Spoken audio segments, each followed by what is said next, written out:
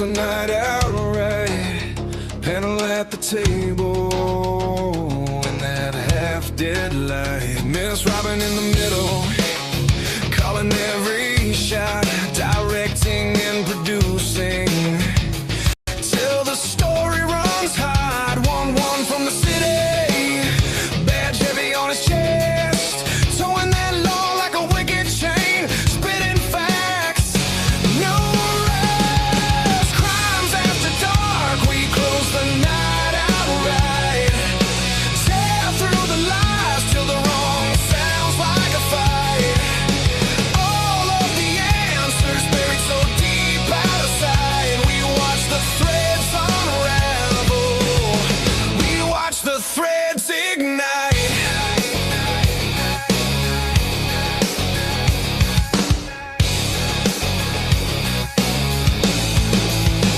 JJ in the corner, state of the deep in his head.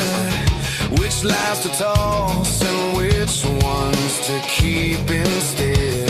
Dago from the cafe says forget about it, leans back, spins his thoughts like a blade cutting holes in the track. Lee at the front, head advocate, steady stare, every word like a warning, every silence a dare. All of them leaning in, clock crawling, eyes bright. Every secret feels louder than the buzzing of the night. Crimes after dark, we close the night out right. Tear through the lies till the wrong sounds like a fight. All of the answers buried so deep out of sight. We watch the threads unravel, we watch the threads ignite.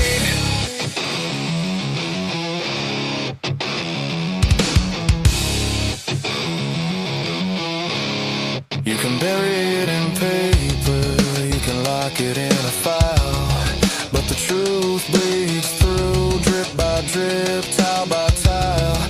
We're dragging it to daylight, name by name, line by line. If you wrote it in the shadows, we'll read it out this time. Yeah.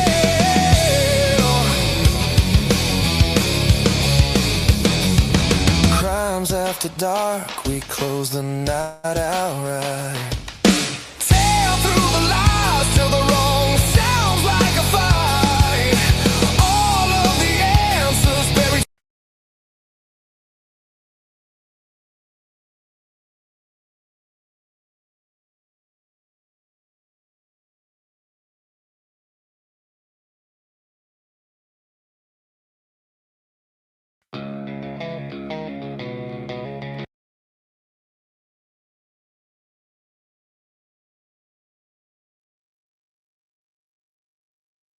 Okay.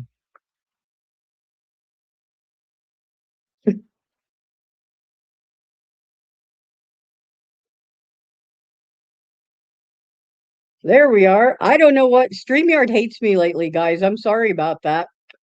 Good grief. Well, anyhow, welcome to Friday night in the den with Crimes After Dark. I hope everyone is having a great evening and a good start to the weekend. We have a great show for you tonight, of course. Everybody's here except for the man himself, Lee. He is still, of course, at CrimeCon. He's apparently having an exciting time there today, so I'm going to hopefully show some videos from there later on. So, yeah. Oh, ePotty says everybody's having StreamYard issues. So, okay. I'm glad it's not just me then.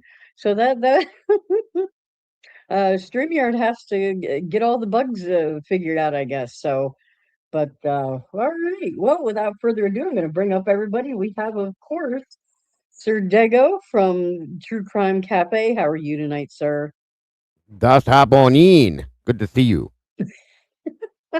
Good to see you as well. Yeah, StreamYard's been pain in the booty today. People couldn't hear, things weren't working, so don't worry about it. Not you. Okay. Well, I had to say a little bit of the same problem last night. I was like, why? Yeah. I get about 3/4 of the way through the song and then it would stick. So whatever. It's either Anyhow. StreamYard or YouTube itself is doing it because there's a lot of problems all the way around the board. So I wouldn't worry about it, Robin. You're doing fine. Yeah. Well, hey, they know the score, so it's all good. And I will go ahead now and bring up from State of the Deep, JJ. How are you today? Hello, Robin. Hello, Dago. Hello, denizens, meatballs, mods. How's What's everybody up, buddy? doing? Good to see you tonight, brother. You too. Yeah. And of course, One. How are you tonight, sir?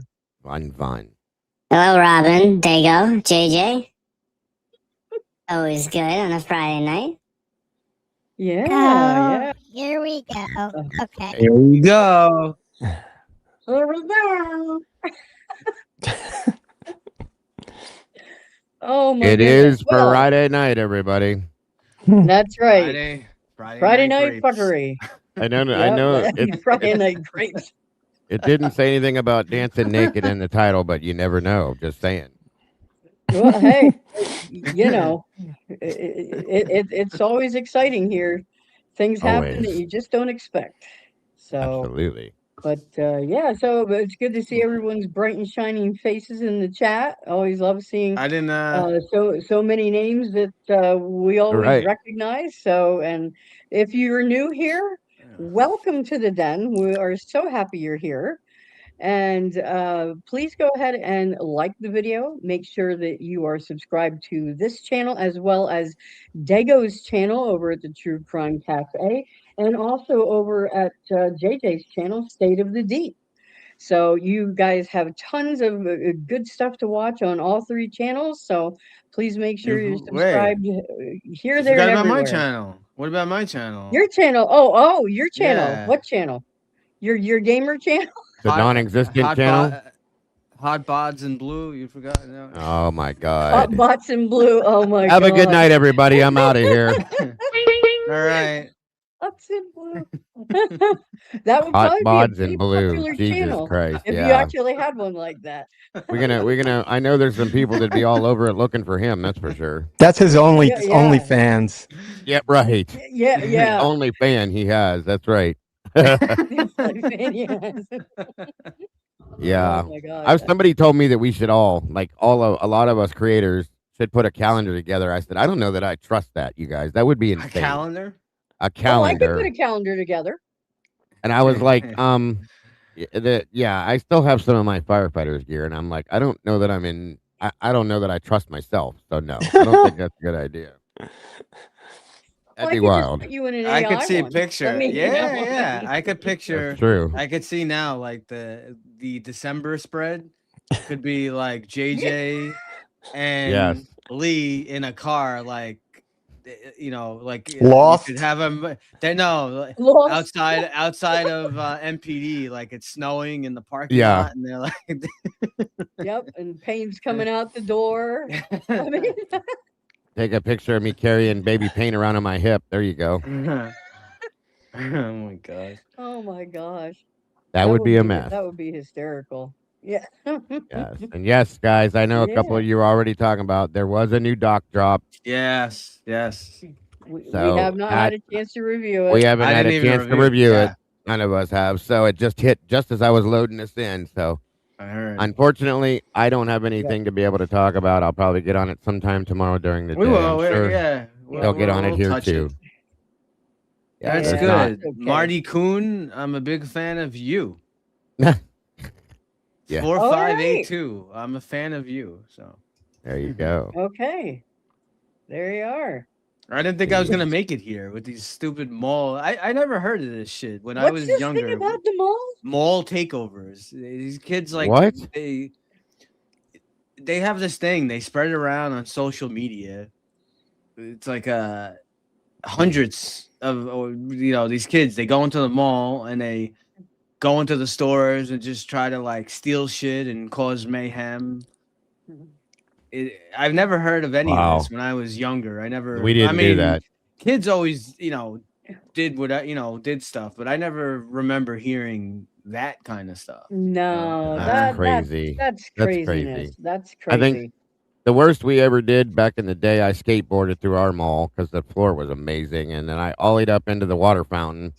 And as soon as I started up and turned around, the security guard standing there. I was like, okay, I'm caught on that one. I wasn't allowed back in the mall for 5 years.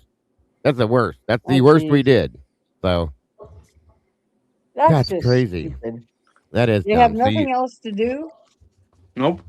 apparently. no, because they know that PD No, they can't. don't. Yeah. They can't watch everybody at one time, so they know what No. they know what yeah. they're doing. And and even if you catch them, they don't. It's not like There's they nothing do. you can do. It's not like they're gonna even if they actually committed a crime and you arrested them.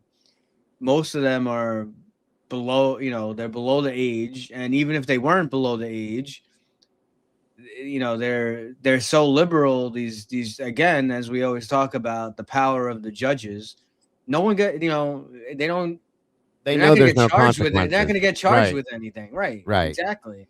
I'm not saying, it's interesting. I'm not saying that, certain crimes like, a kid steals a candy bar that you need to, that he needs his arm cut off, like crazy stuff like that. But there No, definitely, It should still there be definitely punished. has to be consequences. And Yes. there's Yes. like no consequences now. So people, it's just like mass mayhem. Because they know they can. My 15-year-old, he was 15 back in 2011. I had a friend of mine who was a cop come to the house to try to scare him, and tell Yeah. him because he was acting out, smoking weed, all the sorts of dumb shit. And he was like, he sat there with his arms crossed, like a smart ass, and said, "I know you can't touch me, so I don't know why you're here. There's nothing you can do about it." And I was like, "See," and they're teaching some of this in the schools, okay, Yeah. some of it. And my buddy told me, he's right. There's nothing I can do. He walked away. And he's like, there's really nothing we can do unless he hurts himself or somebody else. He goes, I said, at that point, it's too fucking late, dude. He's like, I know. He goes, I hate it. And I was like, well, it is what it is. Gotta love democracy these days. And another thing is just the permissiveness of parents. When we were Yeah. growing up, if number one, if you got caught doing something and it got back to your parents, you would Their ass beat. face the consequences. Yeah. And so Face that the was one spoon. part of it. And so you knew, for example, if you did some shit that caused problems for your father who worked 12 hours a day commuting to and from the city, then you would face the consequences. That belt comes off, you're done. Absolutely. Yeah. And then on top of that, where I grew up and probably everybody here, if you were a smart ass, the older kids would kick your ass. Yes, that's a fact. Like Yeah. now people wouldn't do that because they'd get sued.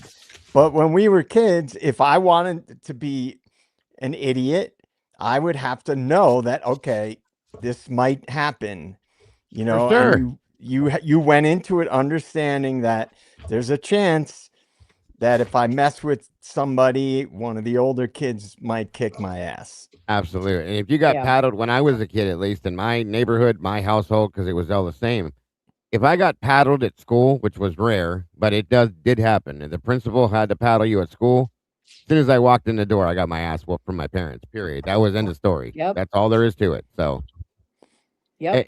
it created, I think, a bit of, that's the difference. We had a fear of consequence and a fear and a respect for authority. They don't have that anymore. It's just gone. So there was a disconnect somewhere down the line, which I've always blamed on this, a lot of it, okay, and many more things. So many more things, yeah. Paddle. I got Yeah. to paddle. My grandmother would, when she'd catch me, she'd have me pull. She's from the South. I had to pull a switch off of the tree in her backyard, and she had one of those. Is that a rubber? Not a rubber tree. I can't remember, a willow tree or something. Oh my God! Well, you guys. yeah. And if I Yeah. came in with some dinky little thing, she'd go out there and rip the tree out of the ground and beat me with it. I'm telling you right now, that's just how it came. Go pick your switch. And she would tag you. Yes, a willow tree, absolutely. So I learned that lesson a couple good times. And my uncle, when I was a kid, I went to, my whole family went to a Catholic school in Brooklyn. yeah. And we moved when I was 9, so I only Right. went first, second, and third grade, and they would hit you. Like if Yes. if you didn't look forward, that's how strict it was. If you Got hit in the literally head. turned your head to the side, you would get smacked upside the head. Yes, sir. We Yeah. talked about that before. I went to the same school, and the kneeling on the pencils and smacking the knuckle, all of that shit was real, folks. They did not play. They were mean. Yeah, it was scary when you're a kid. Yep. You were terrified to just turn your head to the right. Yep. If you didn't, you had to sit with your hands folded on your desk, That's it. and you had to look Yeah. forward. You could not Yeah. look to the side. And God forbid you talk. Oh, God forbid you talk. Oh, you were terrified. You would not. Yeah. You would not do that. No, Yeah. they didn't Robin, play. I do. I got an intro for us. I was just gonna say, If you want. I do. why don't I we go do. ahead and do that? Sure, I'll do it, and we'll see where Friday Night Mayhem takes us. Yeah. Maybe to the hot bods in blue. I don't know. All right. Is it good to be alive in the den on a Friday night? Of Yeah. course. Always. Juliana, Jackson, my beautiful wife. Love you guys. Always. All right, here we go. There are cases that haunt the headlines. Cases that do not simply fade when the cameras leave. Cases where the silence becomes louder than the answers. Cases where every statement, every timeline, every missing piece, and every contradiction pulls us deeper into the dark. And in that darkness, one question keeps echoing. What is the truth? Not the version handed to the public, not the version shaped for convenience, not the version protected by power, fear, ego, or manipulation. The real truth, the truth that hides behind sealed documents, the truth that gets buried beneath rumors, the truth that gets twisted by narratives, distractions, and half answers, the truth that victims deserve, the truth that families deserve, the truth that the public has every right to keep demanding. This is not just another true crime conversation. This is Devil's Advocates. Here, we do not gather to agree. We gather to challenge. We question the story. We question the timeline. We question the evidence. We question the silence. And we question each other. Because in true crime, truth does not come from everyone nodding their heads. Truth comes from pressure. It comes from debate. It comes from uncomfortable questions. It comes from theories being tested, broken down, rebuilt, and tested again. We may come to the table with different perspectives. We may see different patterns. We may disagree on what matters most, but make no mistake, we are not divided. We are a unit. Different voices, different instincts, different experiences, one mission: to push through the noise and get closer to the truth. Behind the scenes, moving in the shadows, connecting the pieces, watching what others miss, is Robin, the quiet force, the eyes behind the curtain, while the conversation unfolds out front. Robin is there in the background, searching, organizing, supporting, and helping keep the machine moving when the case becomes heavy, chaotic, and confusing. Because every voice you hear has someone behind it helping carry the weight. Every theory has research behind it. Every discussion has preparation behind it. Every moment on this platform is part of something bigger than one person. And then there is one, King of the Clips, our law enforcement captain, bringing the receipts, bringing the moments back into focus, pulling the clips, the statements, the details, and the pieces that people thought were forgotten. Because sometimes the truth is not hidden in what was never said. Sometimes it is hidden in what was already said, but nobody was listening close enough. A clip can expose contradiction. A clip can reopen a question. A clip can remind everyone that memory fades, but the record remains. And one stands watch over that record.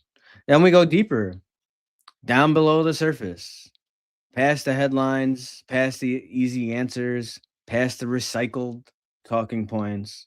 That is where you find JJ with State of the Deep. JJ goes where the shallow conversation ends, into the details that make people uncomfortable, into the theories that need to be challenged, into the questions others avoid because they're too messy, too complicated, or too dangerous to ask out loud. JJ is not always clean and he's not always simple, but in cases like this, the surface rarely tells the whole story. If truth is buried deep enough, then that is exactly where we are willing to go. From True Crime Cafe, we have Dago bringing perspective, bringing fire, bringing the kind of voice that cuts through the static. Because true crime is not just about facts on a page. It is about people. It is about victims, families, communities, systems, power, accountability. Dago brings the conversation back to the human side while standing firm in the fight for answers. When a case gets clouded, Dago helps bring it back into focus. When the debate gets heated, Dago reminds us why the debate matters. And when people want the questions to stop, Dago keeps asking them anyway. And at the center of it all is Lee, the host of Devil's Advocates, the one holding the room together, the one opening the floor, the one willing to let the hard questions breathe, because this is not a place for weak conversation. This is not a place where theories are protected from criticism. This is not a place where someone gets to speak without being challenged. This is not a place where the loudest voice automatically wins. On Devil's Advocates, every theory goes under the light, every claim gets tested, every contradiction matters, and every voice at the table has to be ready to defend what they believe, not because we are fighting each other, but because we are fighting for clarity. That is the difference. We debate because we respect the truth. We challenge because the truth deserves more than blind agreement. We disagree because sometimes disagreement is what sharpens the blade.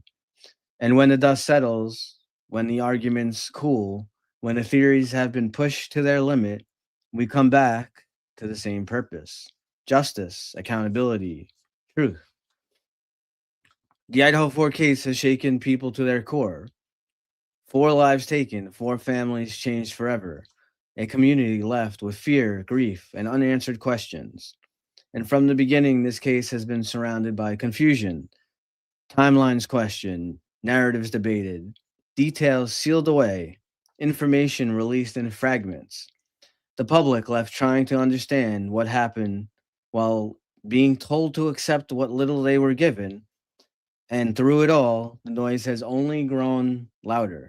Lies, manipulation, distraction, contradiction, silence. Whether it comes from the court of public opinion, the media machine, online chaos, or the shadow surrounding the case itself, one thing is clear.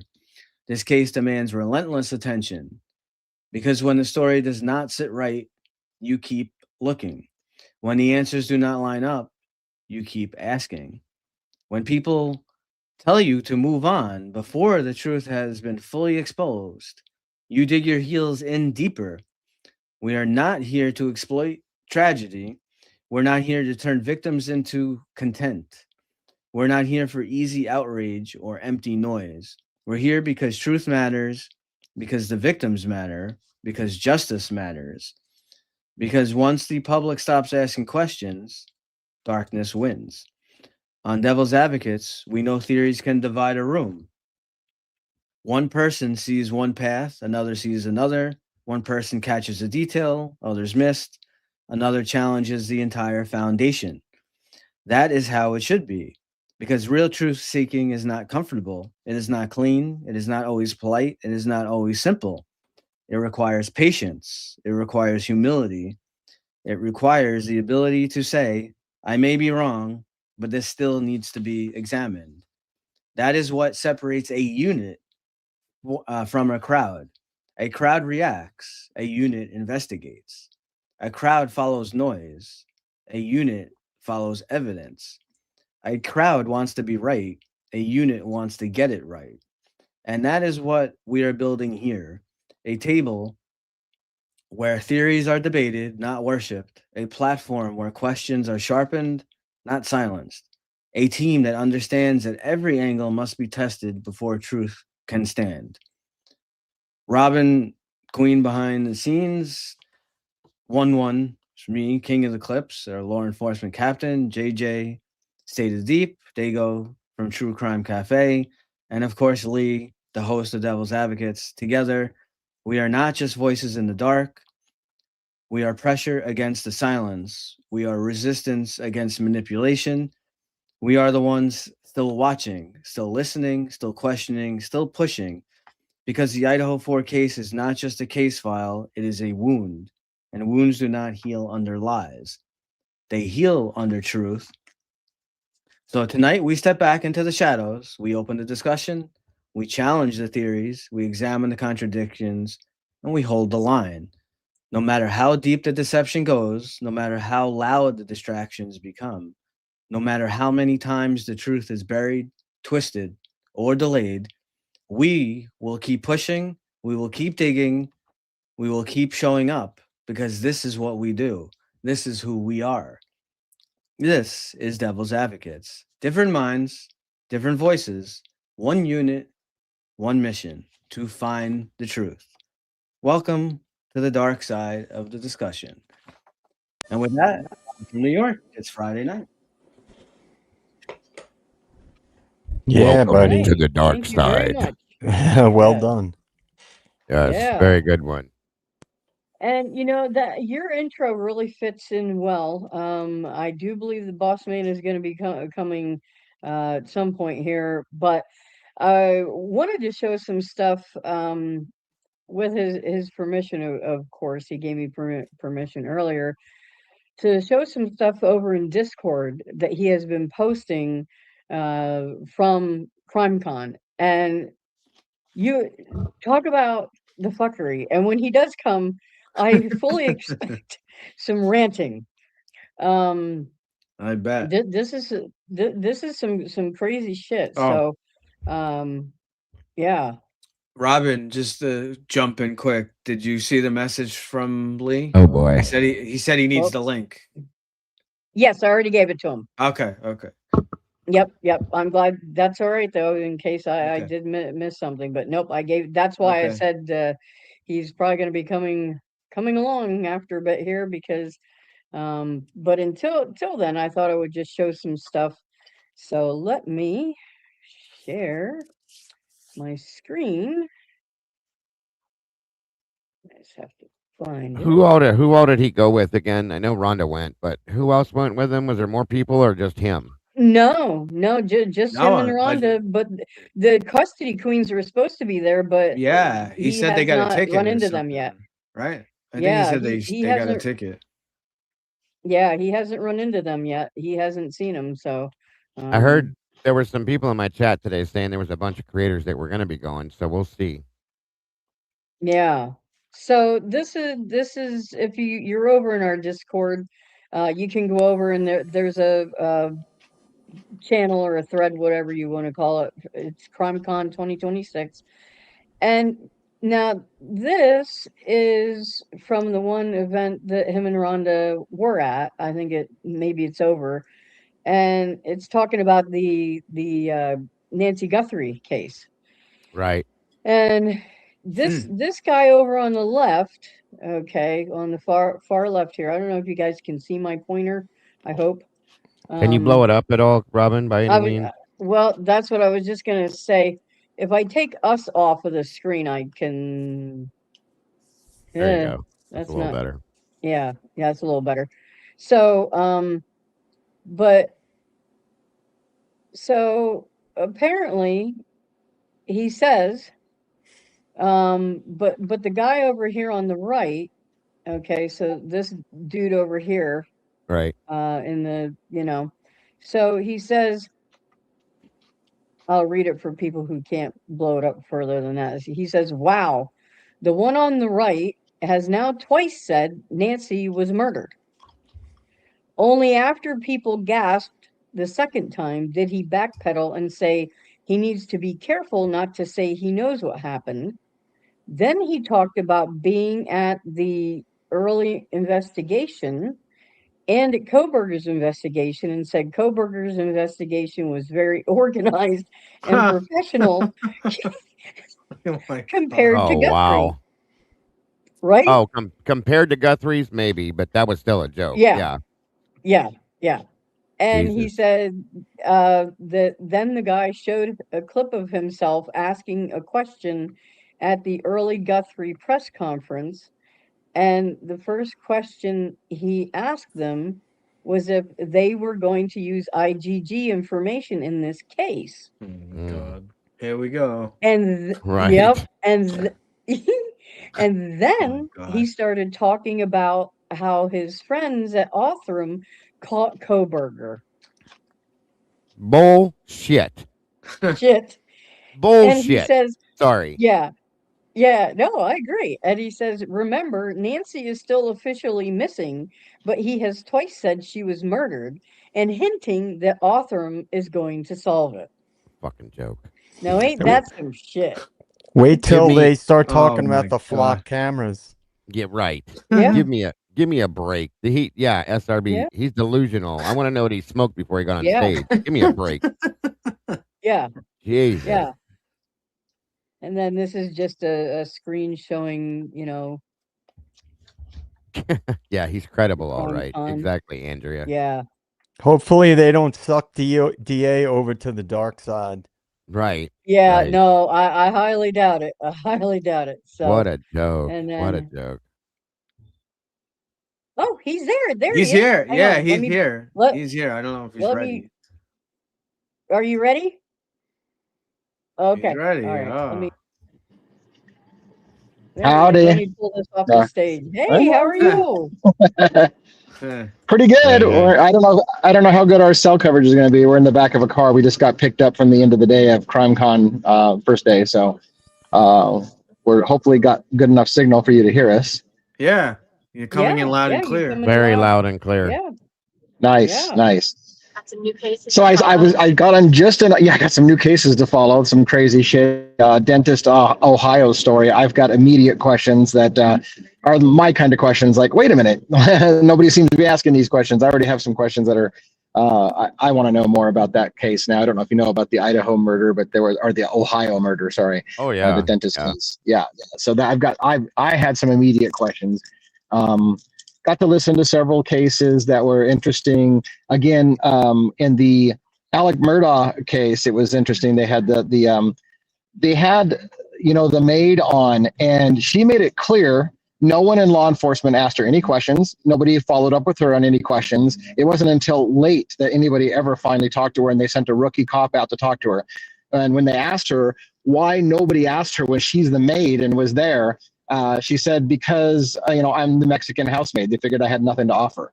Even though she knew more about the than anybody, they just literally didn't give a shit because it was South Carolina and she's a Mexican. So that they viewed it as who cares what she has to say, even though she knew Maggie better probably than anybody and knew what her habits were and had all kinds of shit that she wanted to tell them, but they didn't want to talk to her because they just figured she's irrelevant. So I thought that they did. I thought they had interviewed her. If I remembered, but I guess not. That's crazy. I think it was just late. Yeah, I think it was only late. Right. And she described the officer that came to talk to her as being a rookie cop that only asked very, very basic of questions and didn't know how to interview people. So, which was funny because she had been in the Navy and stuff like that. Like she's not your typical Mexican housewife kind of thing. She's been here plenty a long time. She's been in the Navy. But they treated her with kind of a racial bias. It seemed, but at least that was her opinion. So, wow. What a shame. But What a a shame. lot of That would have made interesting a big stuff. Another difference. thing that she said that was kind of a surprise to me.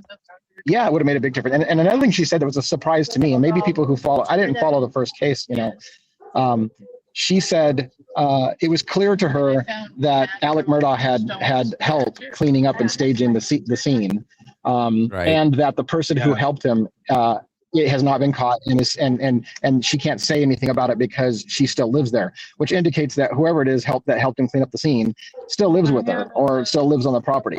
She still lives at the property. So I thought it was interesting that she said that, yeah, he had help. And she even said the reason why he had help is somebody came and saw it, that she thinks somebody came and saw it after the fact and decided they had a choice. Either tell on him or help out. And they went for the help out thing. And so again, that's criminal, right? So if somebody helps cover up a crime, that's criminal. But she's basically saying, so he had help, and I know who it is, but I won't say. Although she's writing a book, so there's that. You think it could be his other son?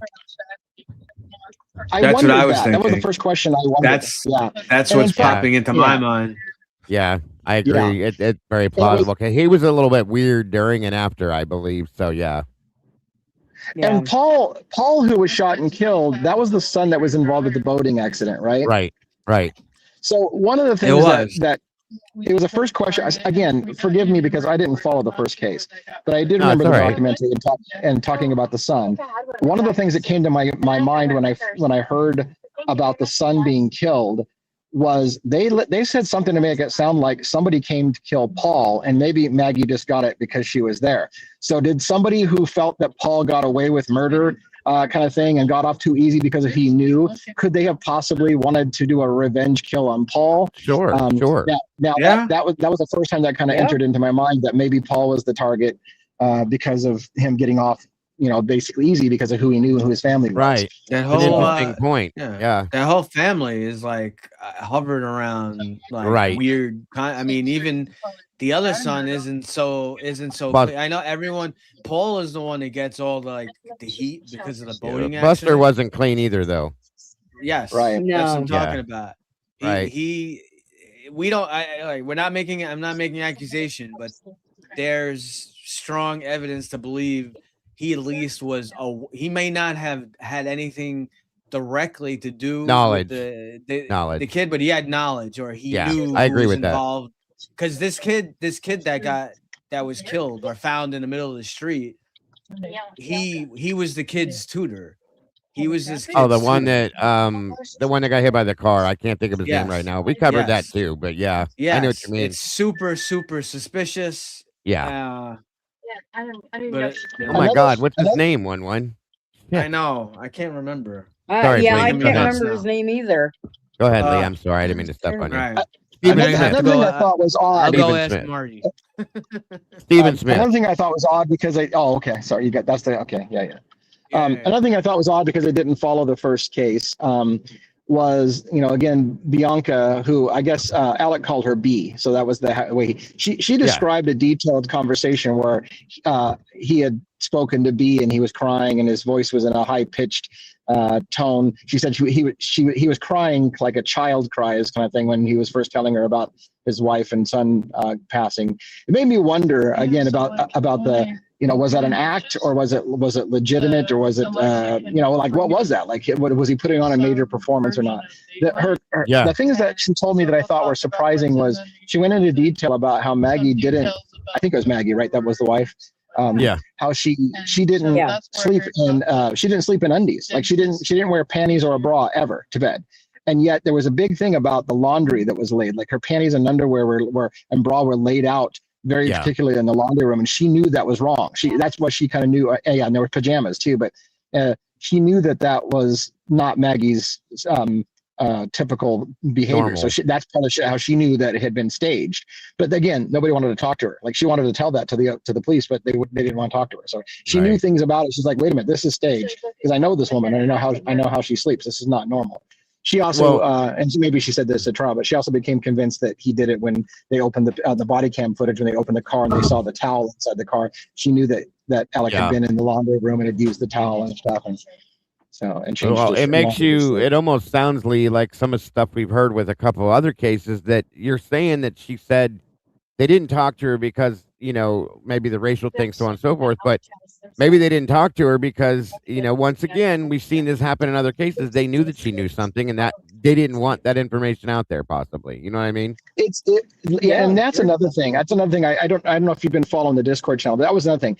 Almost every single case starts with them telling you how the FBI or in law enforcement continues to hold files and will not show Yes. people the truth. To this Right. day, Alcatraz has tons of files that the FBI won't release. Why the fuck are we still hiding Alcatraz, for fuck's sake? That thing, everybody's dead now. Who anybody who could have survived is dead, and yet they still won't turn over to the public the files. So it makes you wonder, as I was saying informally backstage, you need to start all cases now with the presumption that you're being lied to. From the very beginning, we should always assume you are being lied to from the beginning and make them prove that they're telling you the truth, because they all Absolutely. lie in every single case. I was just fully starting agree with you. to show the I was just starting to show the Discord then when you popped in, and I was showing them how that one guy kept saying, Nancy's been murdered, and Yeah.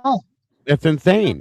Yeah, It's twice he insane. said it. And the second time, the audience kind of had a little bit of a gasp. Like, what are you trying to say? Like, he even said, he even hinted that she was dead within the first day or whatever, and kind of like, well, when she was murdered, she's been gone for like whatever. And like, wait a minute. And the second time he said it, there was kind of like a little gasp that I heard from some people. Like, did he just say she's murdered again? And he's like, well, let me be clear. We don't know what happened, and I need to be real careful about saying what happened. Yes, I'm like, they do. Sounds like you just said twice. She's been murdered. Yes, they do. And you just and again, you're just lying to the public about what happened because you want to. Well, I don't know what your game is, but apparently, I think you all know she's dead. Forget.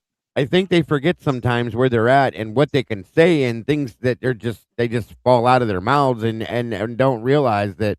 I just spilled the beans and I probably shouldn't have. You know what I mean? Yeah, I mean the news needs to get all over that. Yeah, but yeah. I mean, I think everybody's come to the conclusion that Nancy's unfortunately probably deceased at this point. But right, for him to come out and say that, the first day and stuff like that, if you're gonna do that, just put it out in the news. Then right. Stop holding on to this shit and hiding everything. It's ridiculous. They say that they do that to protect the integrity of cases, and I don't believe that anymore. I just don't. No, I don't either. I don't believe that that's the answer to why they keep things hidden and sealed. I think we have a whole different answer think to Lee that. is frozen. It looks like he is, yeah. He fell asleep while driving, folks. Better call 911. I hope not. I hope not. I mean, look what they're doing now. We just got another dock drop in Idaho, okay? Just another one. Yeah. So, yep. And we've been waiting on these documents for how long, you guys? I gotta ask. Yeah. I hope I hope Amanda grabbed them back. Oh, I'm sure she did, because she's good like that. But if you can't, Sarah D. Irish put them out on her Twitter page, and you guys can click her link, and they're all listed in there. If you didn't grab them, they're all listed right there. So yeah. So, but very it's crazy. Lee's absolutely right. I mean, how can we? I mean, you have a guy coming out twice and saying that she was murdered and they knew it the day after it happened or whatever. How can you trust anything that they say anymore regarding any kind of crimes? The ones that need to have to show, have a burden of proof on them for constantly fucking lying to us. Well, I mean, I fully agree with him, and I think, and I hate to say this, okay, because I don't want to become that person, but what choice do we have? But I think he was right. You go into a case, you need to automatically assume that you're being lied to straight out of the gate until you figure it out, because everything we've seen, even in some aspect, has been lies. Okay, Noah Presgrove, the Nancy Guthrie case, the Charlie Kirk situation, even going backwards to Summer Wells. What the hell was oh my God, Gabby Petito, Summer Wells, 100% Kylie Rodney, Deborah Collier, all of these cases. Let's go overseas. Okay. Same shit with the case I covered overseas, Nicola Bully. Absolutely lies. Okay. So all of you cannot, and I hate to say this again, but you cannot trust law enforcement to do what they're supposed to do. And I just don't. I can't and I won't. So well, And but you know what? And it's not. I mean, look at 1-1. I mean, we have an amazing. I mean, he just and there are plenty of cops that are like that.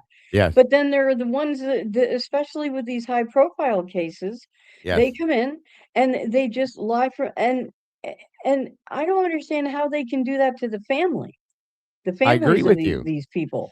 Right. Exactly. Happy JFK as well. Guys, Yeah, right?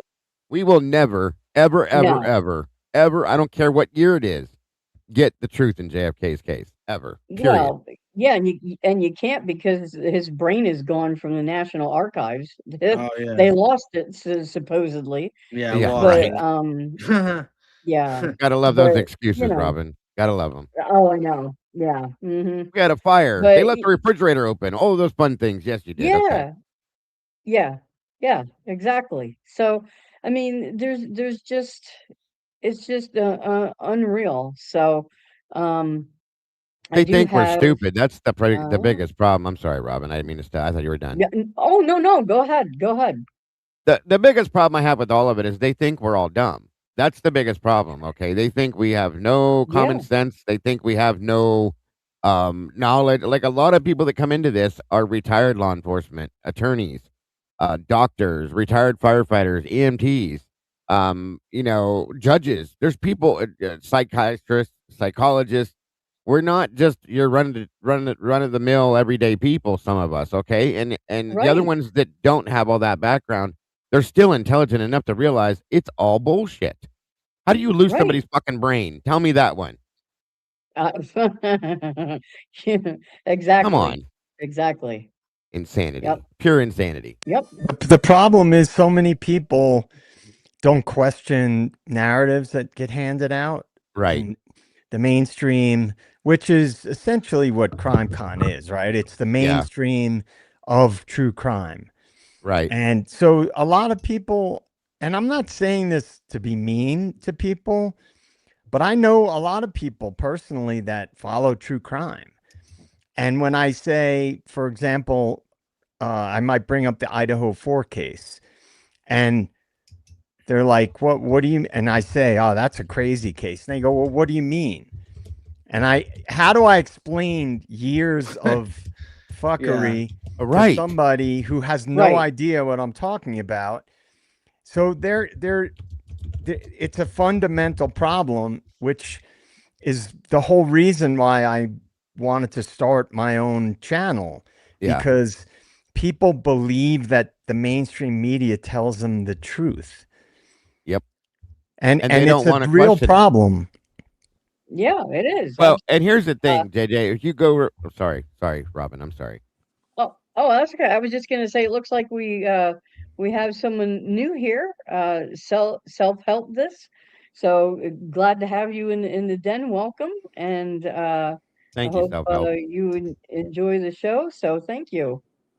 Right. But all I was gonna say was that it's sad because if you go back to when you and I and most of the rest of us were, most of us are Gen Xers. Okay, so if you go back to when we were, elementary age, the news was the news. I mean, they gave you the truth for the most part. I mean, big deal things, and I think that's about when they started to change the stories up because they didn't want the public knowing, certain things going on behind the scenes with different wars and stuff like that. But back then, most of what we got, with Tom Brokaw and Peter Jennings and all them guys would come out, we would get truth, okay, and it all panned out to be the right thing. But slowly but surely, it cracked, and here we sit today, to where nobody watches this shit anymore, and if they do, it's pure entertainment because it's all lies, and they don't trust it. And Well, you can trace it Yeah. directly to the introduction of the Smith-Mundt Yeah. Modernization Act. Yeah, that's right. I of couldn't remember what it was. 2013. If you could draw a direct line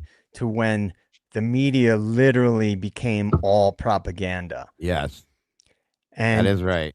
Yeah. And if the government is allowed, it's just basic logic. If the government is legally allowed by law to lie to the public, if they deem it necessary for whatever their stipulations are, well, then any proxy of the government Yep.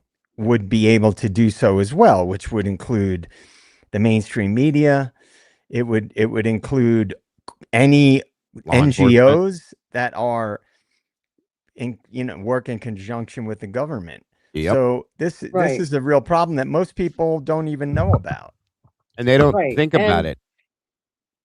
And to Sean Marie's point, they know that we know, that many of us know, but it doesn't really seem to They don't care. matter to them. They Right. don't care, because as long as it supports their agenda and they can hide the stuff that's really going on with these crimes. I mean, now what is the freaking point of stringing this on all this time with the Nancy Guthrie case? What? I don't No, that's a understand. great What is question. it that what is the purpose? JJ, you're always saying, look at the bigger picture and all that. What would the purpose be for them? I mean, this guy is saying that the next day they knew exactly what happened, that she was murdered, but yet here we are. What is this? 3 months? 4 months? Yeah, I think it's longer than that. I think we're What- heading. Was it February, March, April, May? February, Yeah, March, 4 or April. 5, going on 5 so like months. 4 months. Yeah. Right. I mean, why? I don't understand Well, that. I've been saying, I you said know? it when we discussed that case on here. When Yeah. we talked about the Nancy Guthrie case, I said, Right. because they're going to use this case to forward. I said two things. I said the IGG stuff, and I said anybody can that's go what the back and Hitchens watch the anymore. clips. I said watch Othram Yeah. get introduced into the picture, and I said watch for Mhm. the camera surveillance systems, because they're going to do it. They don't do it immediately. I always say this. It takes a little while before you see their Mhm. agenda, because they don't drop it immediately. They hint at it. But eventually what they do is they will start saying, oh, if we had these mechanisms in place more widespread, this case would have been solved the first day, or it would have been prevented from happening. And I still Yes, stand sir. by that, and I said it on here. Anybody can go back and listen, because that is what happens. The mainstream media is connected to U.S. intelligence. Right. That means anybody. They own That them. means Nancy Guthrie. That means Savannah Guthrie, rather. All these people, they are proxies for what I would argue, and there's a lot of evidence, for the intelligence agencies. And if there is an agenda that they want to push, then they'll push it, and they'll use whatever mechanisms they can to push those agendas, including lying to the public about things so they can forward their agendas. I've been screaming this from the rooftops about the mainstream media for a while now. And so, in my opinion, that's what's going to happen with the Idaho 4 case. Now, they probably didn't expect the Idaho 4 case to catch on with the public the way that it did around the damn world. This case is global. Yeah. Right? Right. So they probably were like, all right, look, we have to be very cautious how we introduce these things down the road, because there's a lot of people are paying attention to it. So they'll do it strategically, and they'll wait until when eyes are not as locked in on it. And again, that's my explanation why they do It makes like sense. that. Yeah, it makes perfect sense. Absolutely. I fully agree with you on that, because if you look at it, every bit of anything we receive from them, every bit of it. Well, first off, with Nancy Guthrie's situation, look at who her daughter is. Okay, Savannah Right. Guthrie's a reporter for a very well-known national TV syndicate. Okay, through I think it's NBC. They're NBC. So there's that. Okay, and she's on the Today Show, guys. I mean, it is what it is. So don't tell me there's no connection with Savannah and the situation. There absolutely is, in my opinion. Okay, Yeah. and it all makes sense. Sorry, go ahead. Yeah. Now, someone in the chat had said that in 1980, Ronald Reagan abolished Yes, but he did not. Okay. that's what they said. Actually, Right. Actually, that did not happen until 1987, and it was the FCC that got rid of that doctrine. He now there were Reagan appointees involved in that, but he did not actually himself get rid of it. The FCC did. So to your point though, JJ, there's a government involved, these appointees involved with the media. So They own the media. The right. government Well, owns the media. It is what it is. I right. mean, it's Yeah, I just mean, look, Right. years ago, I was talking to a friend of mine, and I said that if you look into it, it's the information's all there. Anderson Cooper worked for the CIA, mhm. and my Yeah. friend wasn't aware of that. And I said it's not out in the open per se, but he went and interned with the CIA. Well, why would a guy who's becomes a big media personality whose family is the Vanderbilts, why Right. would he Right. go to work for the CIA? Well, we all know, anybody who's done any research knows, because Operation Mockingbird is in full effect still. The media, they embed CIA people into the media. It's gone on forever, and there's no reason to believe they stopped it. And like a year Right. or maybe a year and a half ago, or maybe a year, my buddy was like, dude, I was reading some stuff, and he's like, you were right about Anderson Cooper. I was like, yeah, it's anybody can find this information. And Yeah. I have my suspicions about a couple of other big names in media, both mainstream and non-mainstream, that they are actually working for the CIA. But No, it's very if possible. you tell people this who don't know the way things have always worked, they think you're crazy. Wouldn't you, if you were an organization that wants to control narratives so you can push different agendas, wouldn't you, a powerful organization like that, wouldn't you embed people into the media? Of course you would. You want Well, to be yeah. able to shape public opinion, you shift narratives, you know, and that's why I always say it's not separate from true crime, because Right. when you have all these channels that are all in lockstep almost immediately on these major high profile cases, Idaho 4, Luigi Mangione, Charlie Kirk, Nancy Guthrie, anybody can just do a basic logic experiment. What would be the probability that every single one of these larger outlets jumps right on the mainstream narrative? It's not Right. logical. It can't happen by chance. It's Right. impossible. And There's then, no possible way.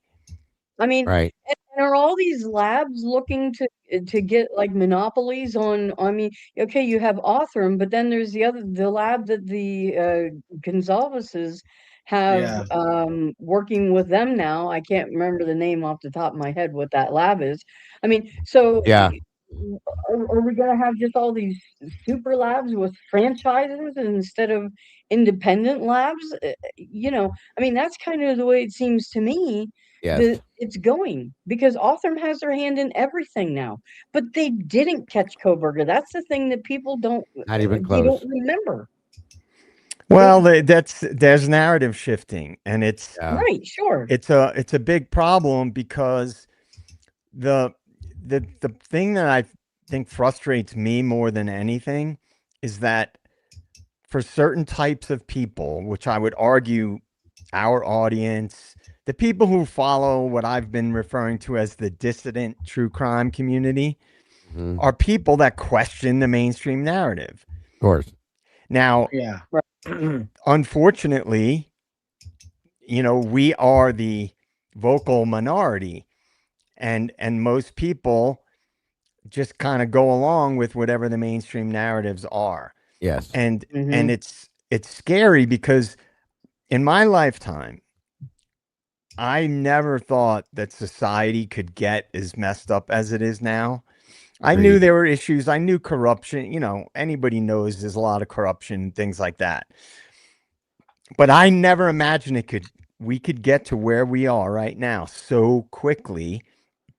And again, I try to pin these major events. The Smith-Mundt Modernization Act is a massive one because, and anybody can go to the Congress website and look it up. And you got to read between the lines, of course, because they're going to phrase things in a way that most people won't think too much about. Sure. And so that ties in with everything we talk about, why the mainstream media is so full of shit. And I've said it before and I'll say it again. If society was not so divided, they wouldn't be able to get away with this bullshit. Well, that's why they Right. keep us divided. Yep. Period. Yeah. Well, we can't let it happen. You know, we talked about that the other night about, you know, we need to start listening to each other and coming together and that kind of thing. But it is scary, but we all have to kind of try to stick together as much as we can and realize that even though we do have differences of opinion on cases, on, you know, many things, at the end of the day, we're all still humans. Most of Yep. us. Yep. You Most know, of we try to be.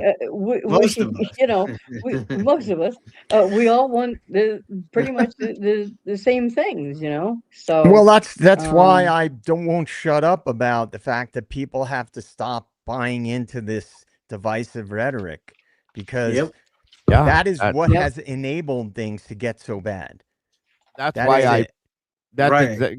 yeah, and that's why I freak out like on my own show, and I'm like, okay, here we go again, guys. With the Turby Taylor thing, okay.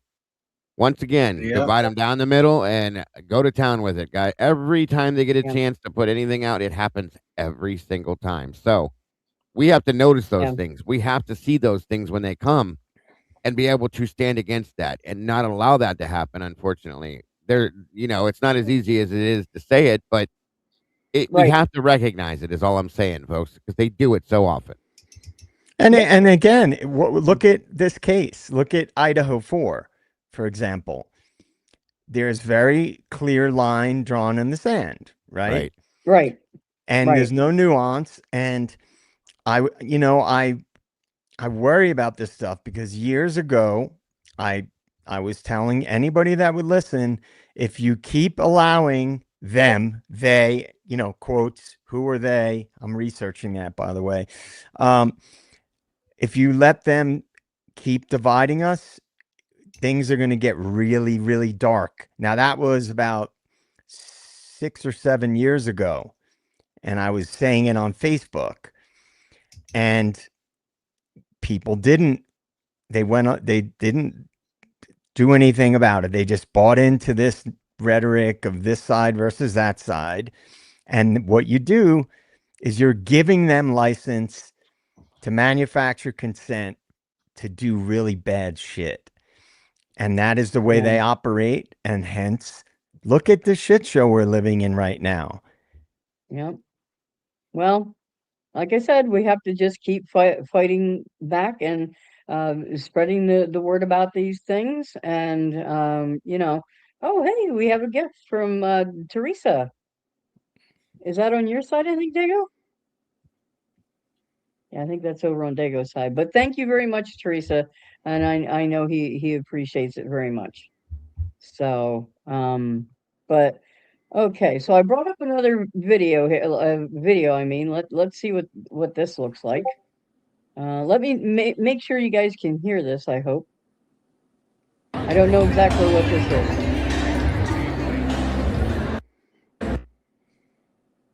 And maybe it doesn't even have... Oh, it was only a couple seconds.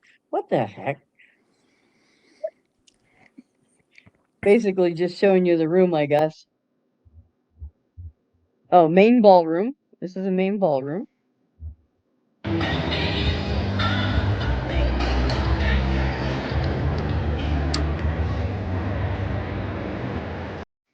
You're gonna have to be Okay. careful with playing that, because if he Well, has, because that's this you would what you just played, that was a Michael Jackson song, so you don't want to get oh, I copyright. didn't hear the music. I'm sorry.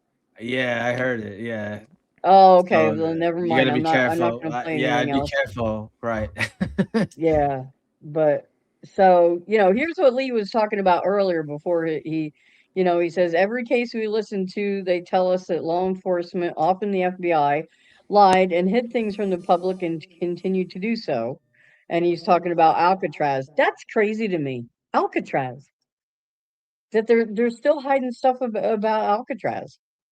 I mean, that's been how long ago now? Let's see if there's any other like pictures or anything quick. Nope, I guess that's what he has so far, but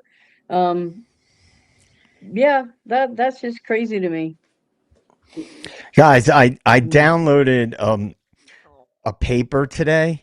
It was like an article thinking, all right, oh, it's really interesting. It has to do with the global power structure. And I didn't read how many pages it was. And I set up my printer and it's like 300, 250 or something pages.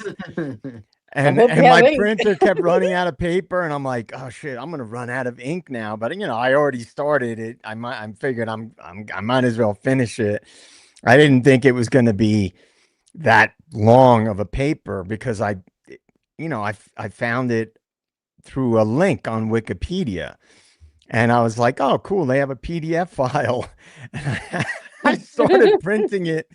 And my print, it just kept going, man, and kept going and kept going. I kept running out of paper, and now I'm like, oh, my printer's good. The ink's going to be gone on my printer pretty soon. Oh man! So I got a lot of homework to do. Lots and lots of homework. It's a good one, though.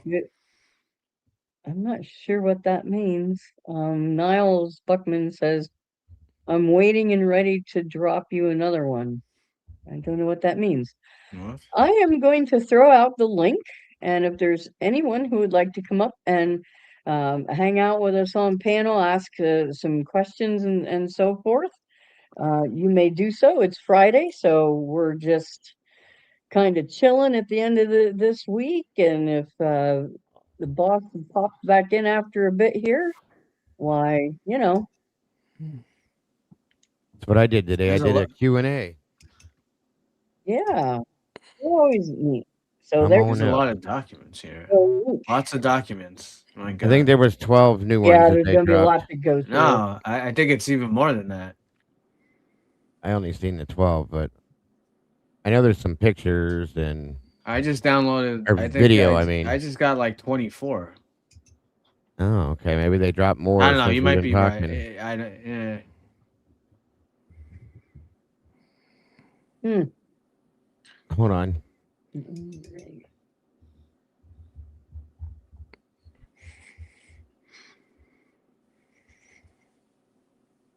Yeah, so we'll all be busy.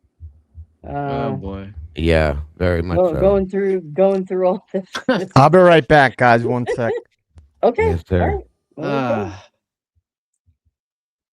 I see there's a sheet on. I see there's a. It looks like a. What is this? Oh, this is This looks like a resume. They have a resume for Gilbertson. Oh. It looks like it to me. It looks like a resume. That's cute. How about that? A one page resume. Got training records for him. I know that's what Ann wanted. No, this is something else. Okay. Let's see. The link is posted on our side over here as well in the cafe.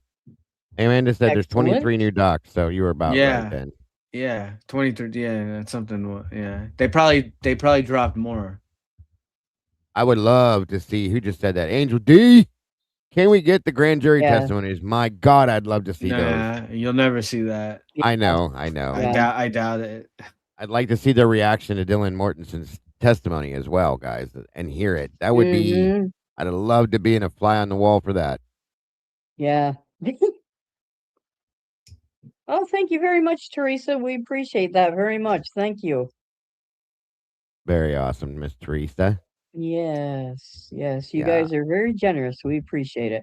And Yeah. to all the people, I said I have more than one screen now, but I still don't see the little jewels popping up. So for those of you who are giving us jewels, thank you very much for doing that. We really appreciate it. But for some reason, they don't come across the screen like they were there for a while. All right. Right. I don't. It depends. YouTube is screwed up today, bad. So I don't know what's going on. Like, there's people that can't hear, can't see, getting junked out, everything, and so they're messing with Yeah, things again. Every time YouTube touches buttons, we have problems. So yeah, where did you yeah. pull the documents from? One off of the website, the COSI Yeah, website. I can send it to you backstage if you No, want. I mean I think we have Oh, you them, but have I it. just wanted to see Okay. if you have one solid link, you can if you want to, because I know Yeah, I'll send it to that'd be you. fine. That way we can have them all. But I know, like I said, there was problems with where we were getting them from at first, so that's fine. Thank you, appreciate it. Yeah. Let me Wow. see. And Let me I think see. there's some videos and stuff that dropped too, Yeah, but there's again, videos in haven't there. had a chance to go through those. So Megan Marshall some of them corrupt. they've Yeah, already dropped. Like there's one in there, Brian's traffic stop, and so I these don't were know that things they're that doing it. they were documents that were sealed, that were dropped. We only saw pieces of, and then they were supposed to be unredacted and unsealed and all that kind of stuff. Some of this stuff was, but they pulled it or they dropped it, pulled it back, and dropped it again, from my understanding. And that's what I think we're supposed to be getting. But I think they've taken so long trying to redact every damn thing they can in this that's why it's been months. Thank you, Yeah, Bubbles. SRB sent more too. Thank you, dear. excellent. Yeah, there's Yeah. more. So We're gonna be we'll busy we'll be tomorrow, getting to folks. A lot those, and more. yep. Yeah. Oh And my to God. that end, I just want to remind everyone, Monday at 1 p.m. Eastern, Oh yeah. one and I are going to be doing a live. We're going to be covering the hearing, the WSU hearing that's going to be happening. I don't know how long it's going to be. It's going to be a Zoom hearing. Yeah. So Yep. no, don't know how long it's going to be, but we are going to be live at 1 p.m. Eastern. So 10 a.m. for Pacific people, and wherever you are in between, you'll have to figure it out. But What is it? Absolutely. 1 we'll p.m. you know Eastern? yeah, Yes. 1 p.m. Eastern. Yeah. So we'll be live. So um And don't after forget, that's happening. right? You are not banned, Niles. Who said you were banned? Dago, I sent you the link if you needed it in Discord. I Thanks, was trying to Lon. send it backstage here. It was giving me problems. In Discord, you got it. Thank you, sir. Appreciate that. Just click on at the top. Just go to 20. Click the little thing that says 2025, and then they're all I believe everything that's new says new in front of it. So Yeah, Got this will you. be on Appreciate it. Monday. The hearing is on Monday. Right. So Monday at 1 p.m. Eastern. So And don't we will forget, be folks. Oh, sorry, I didn't mean to cut you off. no, go right ahead. Don't forget, guys. I threw the link in my chat over here for tomorrow night, 6 p.m. Eastern Standard Time. The verdict room unfiltered. We will be having Travis from Travesty Logic joining us to break down the statement analysis stuff that he did with Dylan Mortensen, and just the basics of what he does with the statement analysis. And then also, he's going to be doing it live with us. We're going to be having him break down another interview live while we're live with it. So it should be very interesting. If you're not doing anything tomorrow, 6 p.m. Eastern Standard Time, make sure to join us for that. did you decide which interview you were breaking down yet? I'm so torn on that. We all are. Because I know you were talking about it last night. Yeah. We're trying to figure out who would be the best to do. We've talked about Lakeland because she did spend time with Dylan. Then we've talked about Jack Decor. I want them all. I want them all. Truly and honestly, I'd like Eric Gower. I'd like to hear his breakdown of law enforcement. That's what I'd like to hear. the things that they're saying when they're doing the interviews. Truly and honestly, that would be the best for me. But I don't want to like overload this guy and say, "Hey, do it all." You know what I mean? So no. So yeah, tomorrow it'll be me on the verdict room with Logan, Kim, and Mikey, and we will be going into that, guys. So if you're not doing nothing, please join us. It's going to be something you don't want to miss, in my opinion. Cool beans. All Oh right. yeah, Yeah, that'll there we be go. very interesting. Yeah. There's Miss Robbins' link for her channel, guys. Make sure you guys subscribe to that. Absolutely. Thank you for putting that in there, Amanda, because I want to put that on my side too. Oh, ooh. Well, thank you very much. I'm super stoked. I think we have 91 subscribers now, and I know you guys are waiting on the first video.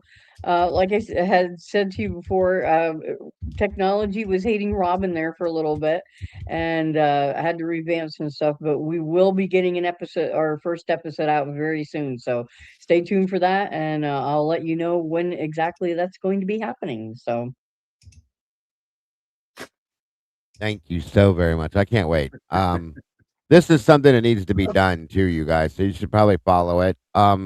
Wisdom Speaks was very heavily into the missing and murdered Indigenous, which is something we very much supported over here. And I'm so glad that Robin has jumped up to do this because it needs to be talked about. It needs to be seen. It's a bad, bad problem that is not getting any better. So I'm grateful to you for doing this. Well, thank you. And someone who inspired me was actually Tommy Jude from Once Big Upon a time, yeah. Time, because that was one of his things that was very near and dear to him. And 100%. he did not get around to covering it as much as he wanted to. I know that. And so that was, kind of what started, me thinking about it, but also because Essie has been, like I've told you before, she's been doing true crime for forever, like, into it. And, with me writing a lot of Native American stories with Native American characters, the two things kind of just collided, I guess you would say. And we started kicking around an idea, what could we do to help bring awareness? So that's how that came about. And so we will be covering, of course, cases, but also a lot of issues for the indigenous communities. And we are not the Great White Hope. So that is not going. That is not what this is. We want to be allies. So but I'll tell yeah, you something. yeah. I looked into 2 years ago for a little while, and oh my god, I mean, Alaska, you guys, if you look into the Alaskan Indigenous missing, oh my god, especially missing women. Missing women in Alaska horrible. It's insane. It's like almost Yeah. the entire state, folks. It's bad. It is so bad. Yeah. Well, and we're going to be covering issues like around the globe because Canada, Yes. they face a lot of the same thing. I mean, you have the Aborigine people from Australia still facing some of the same type of thing. So it's not just our own country. So No. we're going to start here, but we want to bring awareness of these things from around the globe as well. So there's going to be a lot to focus on. Yeah, and we want to bring awareness however we can. I mean, anything from reservation issues to there's a lot of trafficking issues within. Yeah. Yes, the trafficking and even down to the point of schools preventing or trying to prevent indigenous people from, especially the men, from wearing long hair. Yep.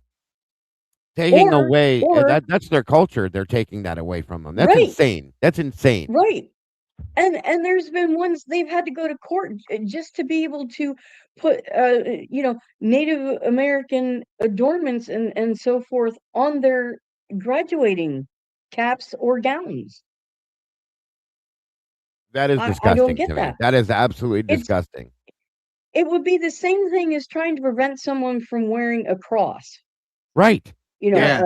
Right. It would be the same exact thing. It would Yep. be the same exact thing.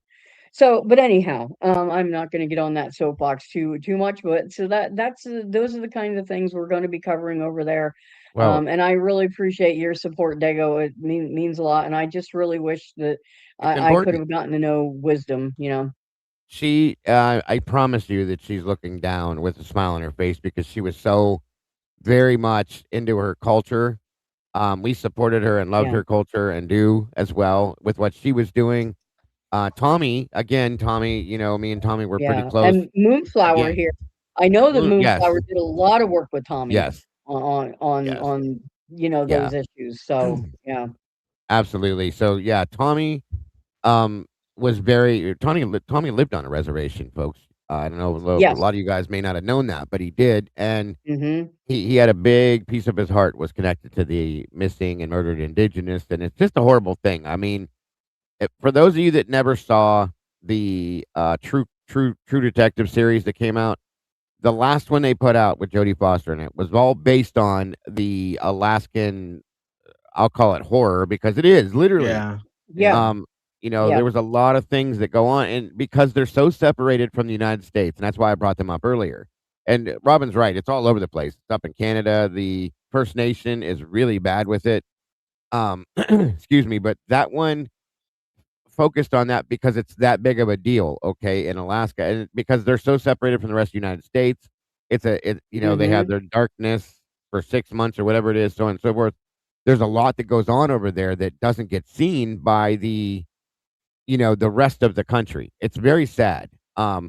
So Yeah, if you have the chance, look into it, folks. All you got to do is Google missing and murdered Indigenous, and it'll take you all over the place, all over the world. No lie, because it's a fact. yeah. So Well, there's I believe in Alaska there's about 28% of homeless youth. yes, it's bad. Yeah. So I mean, there's a place. It makes it harder too. Covenant House. They're survivors of human trafficking. 28% Right. of those It's a homeless lot. kids at that place have survived trafficking. So so Absolutely. so that just gives you an idea of yeah, Moonflower, yeah, Montana. You're Yep. absolutely right, man. Montana is but you don't hear about these cases. You don't hear about Well, No. them. he's like So financially suppressed, like economically suppressed yes, communities are victimized a lot. yeah. You are not, and that's the thing too, JJ, is because, and I scream about this all the time. You guys know, and I'm not going political, but we send so much of our money and our resources out of the country, okay, to help other Hmm. countries with things that are not our business when we have what he just said as being an issue. We have homeless people all over the place, folks, Right, that have no right. resources, no nothing. They're just forgotten about. So I'm Yeah, so glad that you're doing. I wish more channels would look into this more, Robin. And they need to. They do. They need to. So I'm yeah. looking forward Well, to it. I thank really you. am. Yep. Yeah, man, Well, you thank should be. These are things that should be common sense. You deal with the issues we have, and we have a lot, Bad. and it's gotten worse and worse and worse and worse. But yet we're more concerned because there's a lot of big business deals on the table with all hmm. these arrangements that have been going on for a long time. This is not a new thing. This is not, No. and I'm not trying to get political. It's not only under Trump. It's just he's pretty transparent about what he's Right. doing, making deals. It's just this shit's been going on for a long time. Yeah. And it's Nope. it's it's really, people would have nightmares if they knew what was going Well, that's on with it. these NGOs. Right. People are disposable. Money's not to them. That's the sad part. We are the last Yeah. thing they worry about, folks. Realize that. That's a fact. Yeah. Well, but that's where this is coming from, just raising awareness and And I'm grateful. people don't realize how much the Native Americans had to do with our Constitution. I mean, Absolutely. Benjamin Franklin took a lot of things from you know, Native Yes, Americans. So I mean, you they know, took everything. yeah, pretty much. Yeah. They took Yeah. they So we own that we took their land from them, folks. This is yeah. theirs. We're living, breathing, standing, and walking on their land day after day, and Yeah. they were just pushed And off into a corner somewhere and said, "Here, you can live in this shack, and I don't care what else you need." That's what they've done. So well, you know, and the thing is too, one of the you know, great Native American activists, Russell Means, he said there was a documentary, and he said that he was specifically talking to the rest of the country. He's like, "Welcome to the new reservation." it's so So, but unfair, so anyhow, unfair. It I wasn't won't us get personally, into yeah. that. You It know, wasn't us personally. Don't no, take me no, wrong. no, no, no, It was no, our no. ancestors back in the day, so on and so forth, within the government Right, that did it, and just right. that's all I'm saying. So Yeah, yeah. So, you know, there's a difference between being able to look back on your history and understand the history and try to correct wrongs that were done, but yes, it doesn't mean that we have to be ashamed to be who we are. yep, There's a difference, and a lot of people keep getting that mixed up in their minds. That you know, I feel terrible that those things have happened, that these things are still going on, but I know that I am not personally responsible, so I don't have guilt in the sense that, you know, somehow it was my fault, because it's not. So no, there's a difference, and it's a shame that people keep getting that mixed up in their heads, you know. yeah, and that's So that we can't control what our ancestors did. We can't control what the forefathers did. We had nothing to no, do with that, nor any no, control. But all we can do now is what we do try to do, and that's right, support and speak on the situation and how bad it is. That's the best we can do. So yeah.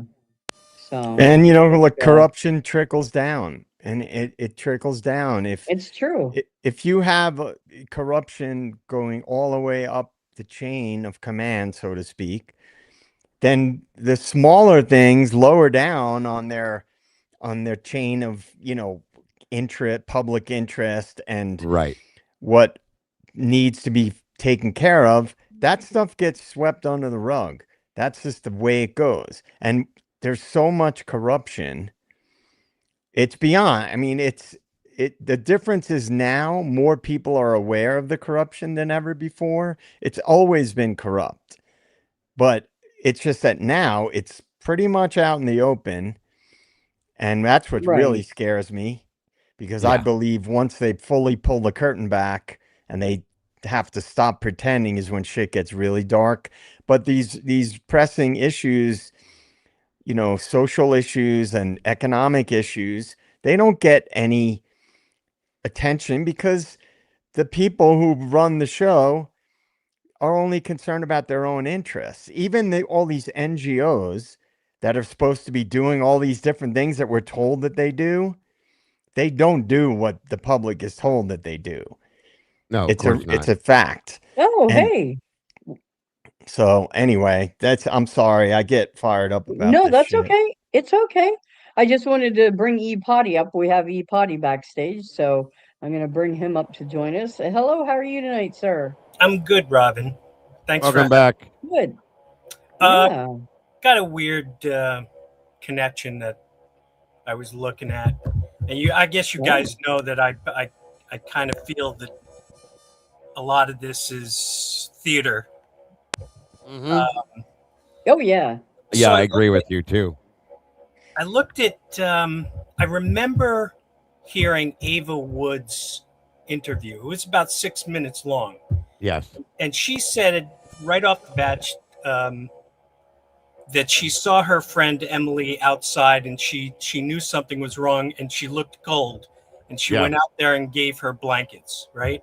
the melted blanket, right? Yes. Yeah. And then she said, and I'm used to this because I was at another mass casualty event in Thousand Oaks. Okay. And that I was like, okay, what are the chances that you're going to be in two mass casualty events. Right. So I looked up the Thousand Oaks mass casualty event. It was a shooting. 12 people died. One of the guys who died survived the Las Vegas shooting. And his mom said, well, how can this happen? You know, the Las Vegas shooting, strangely enough, was a country concert. It was country music there. This Thousand Oaks, it was called the Borderland Bar and Grill. They were having country night, and they were doing line dancing, and that was shot up. And then I thought of the Idaho 4. When we hear the screaming, those guys are singing "Country Road, Take Me Home." Yeah. Somebody doesn't like country, I guess. Right. But I looked up her. Apparently, Ava has an IMBD. Yes. Page, and it's with all the stuff she's been in. But there's another Ava Wood IMBD page with one film in it, and it's from 2011. It's about a elementary school, and it's called Tattletale Hero, and she plays the character of Erica. Erica, that's interesting. With a K. Yeah, I just that's I interesting. Just thought, nah, that's some weird connection. Right? Yeah. Huh. That's very strange. Very. And you know what's funny too, E-Potty, is that a lot of these different situations, such as, you know, Thousand Oaks and all these other things. Have a great night, Angel Heart. There are a lot of weird parallel things that fall into play with some of these that you can't look past it, you know, and the coincidence side to it is very weird. I'll just say that. Yeah, So, I'm actually waiting for you guys to do the Las Vegas shooting, because it's considered the most horrific mass shooting in the United States, and I don't really think it is what I don't think so either. I think Sandy Hook, and at least in my heart and my mind, Sandy Hook was the worst thing that ever happened. Thus far, they're all horrible. Don't get me wrong. It's hard to classify what's the worst of the worst. You know what I mean? But Sandy Hook being so many young children blew me away. Like I was indisposable for like a week after that. I couldn't even function because my mind and my heart were broken half. You know, it just didn't make sense to me how that could happen. So I agree with you that some seem worse than others. And some are worse than others in my mind. Every one of them is a horrifying event, but you know what I'm saying with that, you know? Yeah. Vegas was the deadliest. That's what Tomboy said. I agree with that. That was very scary, and it could have been so much worse. So much worse. I'm glad that it wasn't, but it was still a very horrible situation as well. Yeah, in my opinion, of course. I also think that was a staged. That guy was a patsy. I mean, A lot of people do. There was gunfire coming from all different directions. Yes. Yeah. Yeah, I mean that one's got a lot of. I mean, look. They were saying it was coming from helicopters. Yeah, I saw followed that very closely in the beginning. I was watching with all people with the flight trackers and all that stuff, like right away, early on. And I started like really paying attention to that. One of the things that, again, I always zoom out and I look at the big picture. One of the things that makes red flags go up with me is anything you're not allowed to question. Of course. Any type of event that happens that you're not allowed to question makes my red flags go up, because we're all human beings. Nobody wants to be ostracized for having questions about these events. Right. Right. So that is one of the ways in which, because think about it, if these major events happen, then we're supposed to be a free citizenry. We're supposed to have the First Amendment. So whenever something gets presented and you're not allowed to question it, I immediately start asking questions, Yeah. because you should be. Why wouldn't you be able to question things? If it's considered mean and insensitive, and well, that's part of having a First Amendment. You can't, if people don't like what other people think about certain things, then don't listen. Right. That's Turn the same thing, page. JJ. That's the same thing we went through in the Idaho 4 case when it first happened. And I've said this many a times, it was taboo to talk about Dylan or Bethany, okay, in that case for the first 2.5 years. And when they finally let the reins go on that, then it became okay. Now it's not a big deal. But for the first like 2.5 years, literally, if you said anything about them, you were going straight to hell and you were condemned by God and everyone in the world. And it's like, wait a minute, why? Why can't we question this? Or if you questioned the Gonsalves family, shame on you, you're going to hell, blah, blah, blah. And at the same time, which has changed now, after a period of time. But yeah, you are absolutely right. I fully agree with you on that. Well, it's like you need a critical mass of people questioning, because right. they can't silence everybody. And hence the Right. reason why I look at things in the big picture way, because think about it.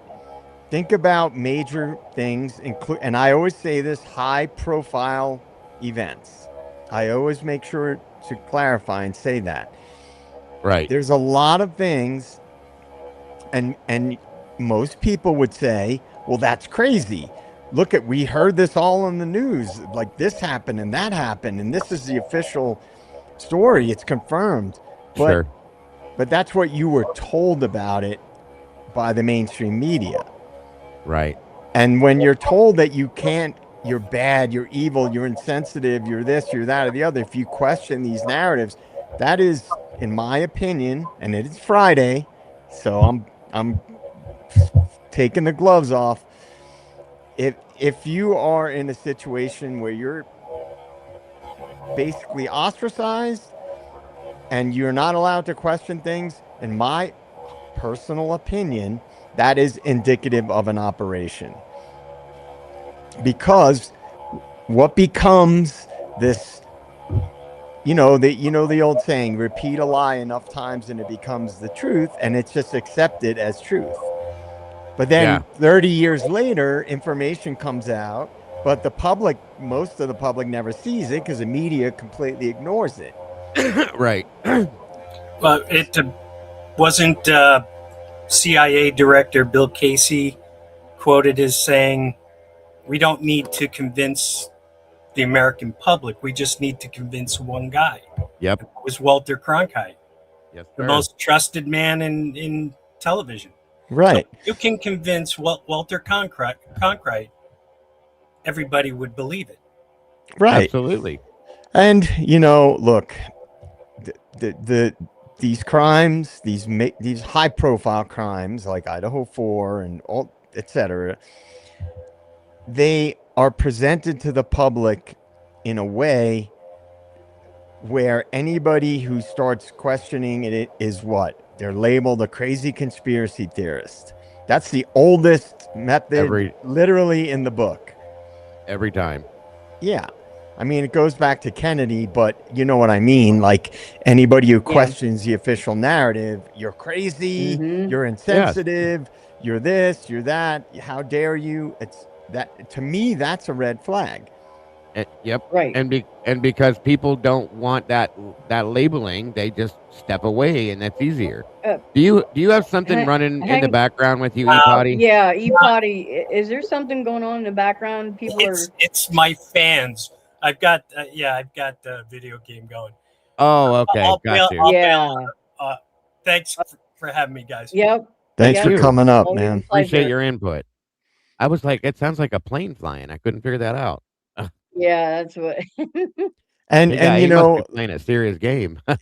This is why the Constitution, while far from perfect, without it, it would be really dark in America. Far worse than it is right now. And And that's why I'm a staunch defender of the Constitution. Even if people may disagree with gun ownership and they may disagree with certain things and they want censorship only for certain things, Right. that the old slippery slope when the frog in the boiling pot of water Yeah. Metaphors are they're exist for a reason. They're there for a reason. Yes, sir. Yes, Yep. sir. And but we all have to remember, and I'm going to sound a little pie in the sky, but we all have to remember to keep bringing the light, to Oh, shine yeah. in the darkness. And each and every one of us has that power, and you can do it in different ways. So I mean, don't be afraid to question, because that's what they want, and we can't allow that to keep happening. And like, there's DA at CrimeCon, and this guy's spouting this stuff, and it just underscores the fact of how much they are lying to us, Yes. you know and I'm sure we'll get some more stories about that when he can. I can just imagine what else is going on there. But And yeah, we have to. they only put out that one side of things too, Robin. That can't be forgotten. That's all they will That's go. right. They take it to that line and they stop. And they make sure That's everybody right. hears loud and proud what they're saying. And if you bring it up Hmm. in any other, bring up any other version of it, then you're shunned and you're crazy. Like JJ said, you're automatically a conspiracy theorist, and they chase you off. So very Right. sad. Yeah. I wanted I to. Oh, go ahead, Robin. I'm sorry. I was just gonna say, no. I was just gonna say real quick. I really do wish we could have our own alternate thing, to almost like counteract and It's actually gonna get happen. out the truth. Eventually, You yeah. know, yeah, It's got to happen eventually. We just need a bigger critical mass of people. But Right. one of the things that I sort of when I had sort of an awakening, because I was just like many others, I was very angry about certain things that were happening in the world and with the government and so on and so forth. This is going back a ways. And I was watching these content creators, and pretty quickly I started to realize all they do is foment outrage against the other quote unquote side, right? And that right, applies to anything, not just politics, not just, it has to do with people with a differing point of view. And right, I stopped following those people because all they do, and they get a lot out of it because they're a lot of them now we know are paid to do that, but they just foment outrage. And so anybody who starts putting forth this side versus that side narrative, I stopped watching their content, unsubscribed, and I would encourage other people. I know we're all human, we're all tribal. We get fired up, and the algorithms are designed to get point things point to things that get people outraged because that's what makes them all money, these platforms. But you know what? We have to change that. And if it's true crime, if it's politics, if it's whatever, people have to stop that shit because the people that push that shit, they do really well, right? They they have big followings and they make yeah, money doing it. Definitely. And a lot of yeah, them, I would encourage people, if you see that from content creators, be stronger and realize they're full of shit and they're probably getting paid to do that. And they're not, I'll say it straight up, they're not good people. Because with the state of the world as it is, if people are still pushing divisiveness, they're not good people. Sorry, yeah. I'll get off my I agree. soapbox now. No, you're fine. Honestly, I have people in the chat that want to see my computer setup. I'll post that maybe over in Discord. I don't.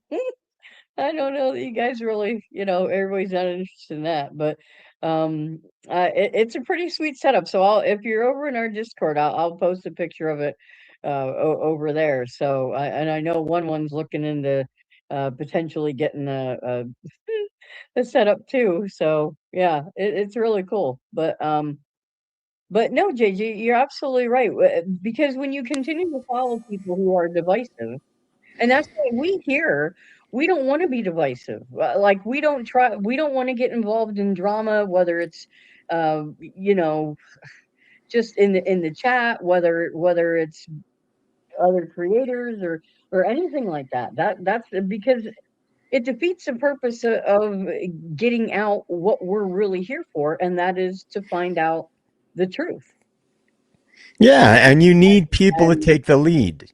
Someone's got to take the true, lead and take the hit. of Go ahead, course, call me names. I don't care.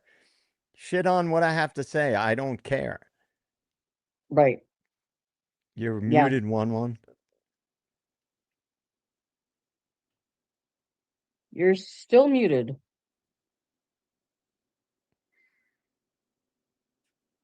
I'm not sure what's happening. You're muted.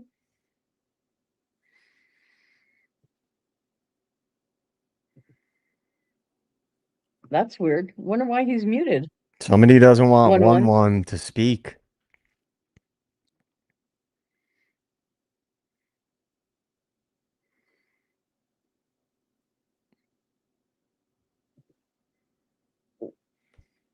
I didn't mute anybody.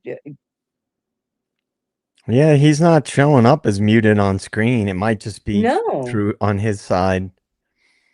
maybe. 1-1. Are you there? Oh, he's gonna go out and come back in. Anyway. So, but yeah. Oh,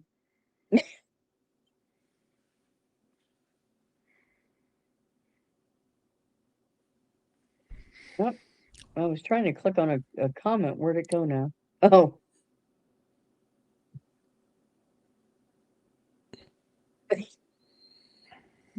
NC Mountain Man says, I gotta be completely honest. I act like I don't enjoy drama, but I don't mind listening to a little here and there.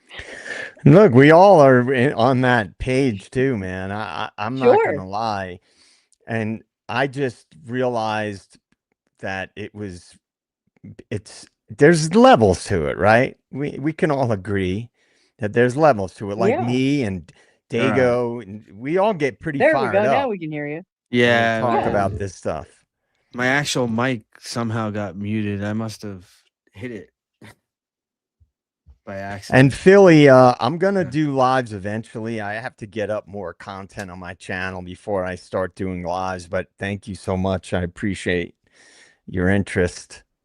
So, what I was trying to say was,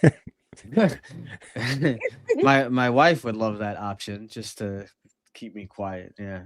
To mute you? Yeah. That reminds me, what was that? An Adam Sandler movie, right? He had like a remote. I forget. Yeah. Click or whatever. Yeah. Click. Click. Yeah. Funny movie. Anyway, we love for people to say what they feel and your theories or whatever. Listen, if you wanna tell us your theory, of how green Martians committed the murders, we'll listen to it, but you gotta have facts to back it up. Yeah. Like Right. why, and that's what JJ makes a big deal. He says all the time, and he's right. Why do you believe? So this is what you believe. Why do you believe that? And the answer isn't, oh, because Brian Enton said it, or Right. you got to do, like, obviously, there are supposed to be experts, right? That they collected evidence, whatever, and that's part of the problem in this case. Is what it's really becoming evident is they've been lying to us from the start.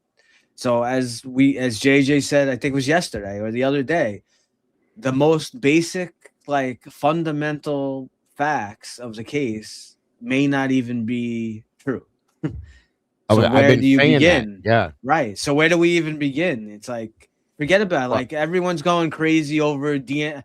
And listen, I'm not attacking like Pav and some of these other people. They do excellent research, and that's all we can do, right? Is go through the documents, go through the audio, go Right. through the interviews.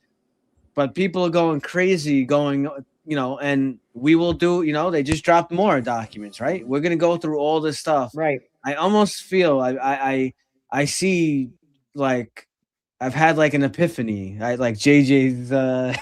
It's like I see the distraction. It's like here's another Yeah. distraction. Look over here. Kathy. I'm waving Yeah. my hand. Look over here. You're like, Yeah. Hello, Kathy. Wanted to say hello, and Philly Special. Thank you so much for the donation. We really appreciate that. And she says, "What opened your eyes to all this?" who to in general? I don't know what Probably open their eyes JJ. to what, like to on what the J street to to JJ? some of the stuff that JJ has said. He'll go into more detail on it. JJ's he kind of looks. He says it all the time. He's not really like a true crime person. He looks at like the bigger picture. But his degree, what he went to school for and everything, he studied psychology, and he always talks about pattern of behavior, which is, I didn't go specifically for school for pattern of behavior, but that is a fundamental way how we solve crime. You learn it life. How do you tell Right. if it's a skill? How do I know someone's hiding drugs? How do I like different maneuvers, different ways they hold their hand, different ways your eyes tell you a lot. Just different ways, the ways that you answer questions. And pattern. Philly said that question was for me, and I figured it was. Yeah. I'll tell you guys the inciting event in my life, and I've probably talked about it at some point in the past. I'm from the New York tri-state area, just like 1-1, just like Robin, and I lost people that I knew personally on 9/11. And so, because where I lived was one of the hardest hit areas as far as people who died on 9/11. And I was like everybody else at first. And ironically, I was living in Colorado when it happened. But I had family that worked in downtown New York. So I left work and went, and right in the morning, when this shit went down, and I was following it. But like everybody else, I believed the mainstream narrative we were told, and I got sucked into it just like everybody else. But then I started, because it was somewhat personal to me, I started to remember things that I heard on live broadcasts that were buried really quickly. Because at the time, there were people calling into the news stations that were like literally calling in from phones from out and about, saying what they saw and this and that and the other. Right. So, and then when those things got scrubbed, I started going, well, why wouldn't they follow up on that information? And I started paying closer attention. And over time, things started to not add up. And I started to dig a little bit and pay attention to certain things. And then when some sort of alternative things started coming out, I started, because I read a lot, I started reading whatever I could about from investigative journalists that were digging into things. And that was it. That was the event that made me open my eyes and how much we're lied to. And so, it wasn't like day one. I was all in on the mainstream narrative at first, like many people were, of course. And that was the thing that made me start to see things that I had never paid attention to, and start to understand the way the media functions and the way the power structure manipulates people, and you start connecting dots. And I guess I was always good at connecting dots, maybe just inherently. And that's what made me start to really dig into things. And it just, over time, I started to identify things quickly that didn't add up and started to say, why? Why are we being Yeah. lied to about these things? Why is the public always being given this story that the mainstream media is all in lockstep on? And that We was, lied about a lot. Yeah, there's so yeah, a much to long, lie. long time ago. And then you just become more and more attuned to these types of things over time. And you have to, I don't, just for the record too, guys, I don't believe every quote unquote conspiracy theory. I'm not one of those people who likes Yeah. conspiracy theories just for the Right. sake of it. You know, I can see, because again, I always say I have to be able to answer the question why. If there's no logical connection to why this would be a conspiracy, then I can't go with it. I have to be able to understand why. So that's kind of the Right. overview about Yeah. what opened my eyes. Me too, kind of. Yeah. It also was me, and the big thing that I know. Well, it's Friday Night Mayhem, so we go off on a little tangent, right, on some stuff. I know some personal stuff. I was not in NYPD when 9/11 happened. I joined the force in 2003, but I know a lot of people who were down there that told me all kinds of stuff. But the big thing, one of the big things that just it never made sense to me, that I was like, what the hell is going on here? Like, why are they lying about this? Why are they hiding it? Was the cell Right. again, Yeah. was the cell phone stuff. Oh yeah. All this, Right. I'm not saying that no one made a call or whatever, but the stuff that they have with the cell, it doesn't make sense. No. And Yeah. The distance of how high the planes were, cell phone, they didn't have, you wouldn't have had service. right. So what am Yeah. I saying? Am I saying that I don't believe the people on the plane died? I'm not saying any of that. I'm No. just saying what they're saying doesn't make sense. It doesn't add up. Well, that the way the buildings fell, you can watch that in itself. There's that too. I have Yeah. friends and coworkers that Yes. they went to New York that were firefighters and EMS workers to help, and they came back and said something's wrong. This was not a lot of the stuff you saw on the news. And there was stuff that was on the news that just disappeared, and you Yep. never saw it again. Things that weren't supposed to be seen. And these people came back going, I don't know what the hell they're doing over there, but this did not happen. That did not happen. And this should have happened, but didn't. This actually happened and they said it didn't. And a lot of things like that. And these are firefighters and EMTs and paramedics going, what?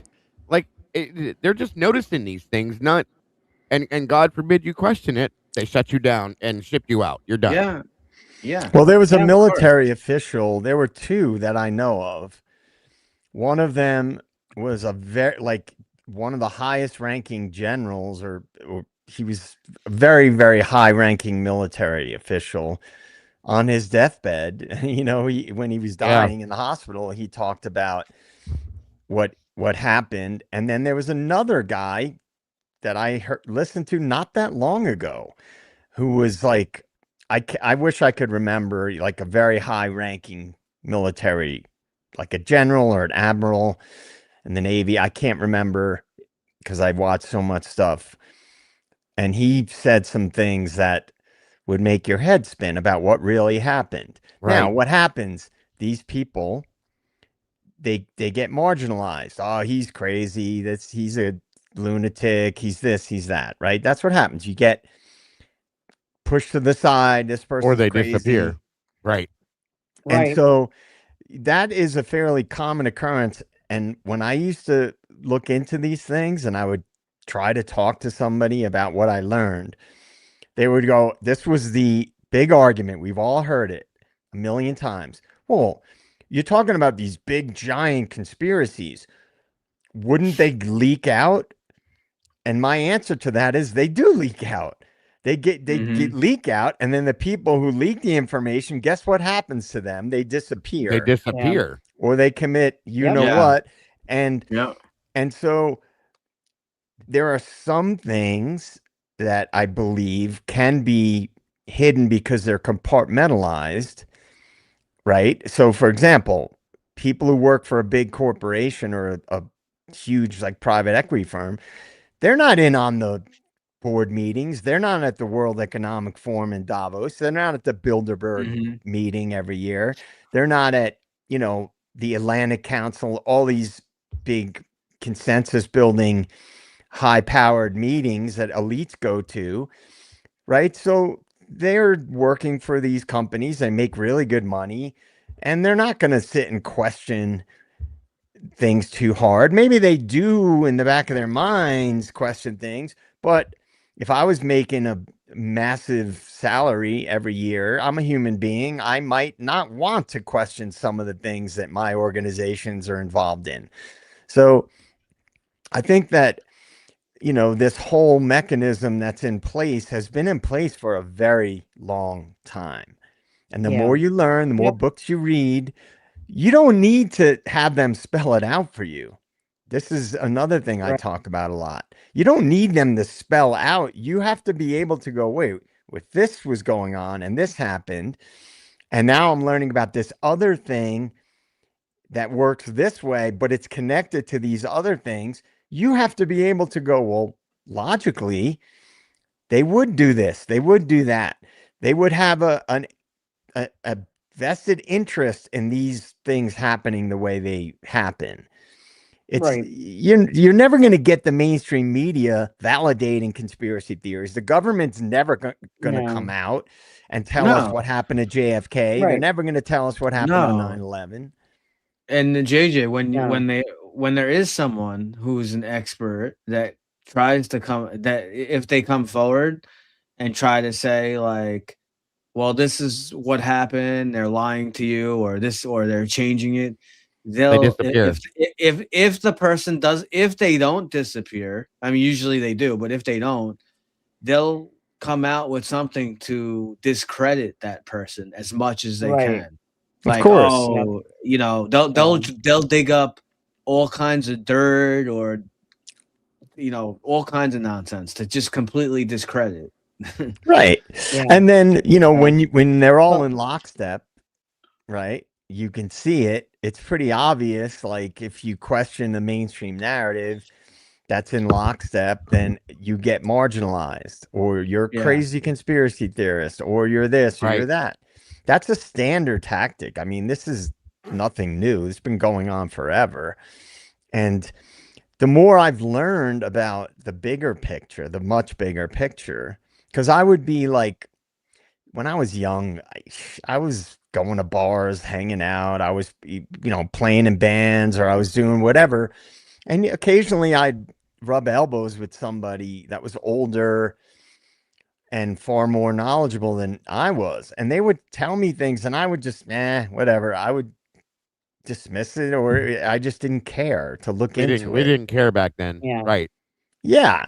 Somebody once said to me, and I'm pretty sure I was in a bar in New York City, because I worked at a music club in New York City when I was young, a pretty famous music club. So we all had like certain spots that the people that worked in these clubs would hang out at. And I was after work hanging out downtown New York. I think I was either in the Bleecker Street area or on the Lower East Side area, and there was a guy at the bar next to me. This is when you could smoke cigs in bars, and I was smoking a cig and having a beer, and started talking with this guy. And it might have been, God, I can't remember what event. It was a major world event that was going on, and the guy's like, "Yeah, it's the bankers. It's all the bankers." And my brain had never wrapped itself around that kind of stuff before. So I didn't think anything of it. What does this guy mean? The bankers. It's bankers. I didn't understand the the big picture that he was really talking about. And then, years later, guess what? Who starts these here we are. wars? Who created the bankers. the Federal Reserve? Like, right? It's all connected on a global level.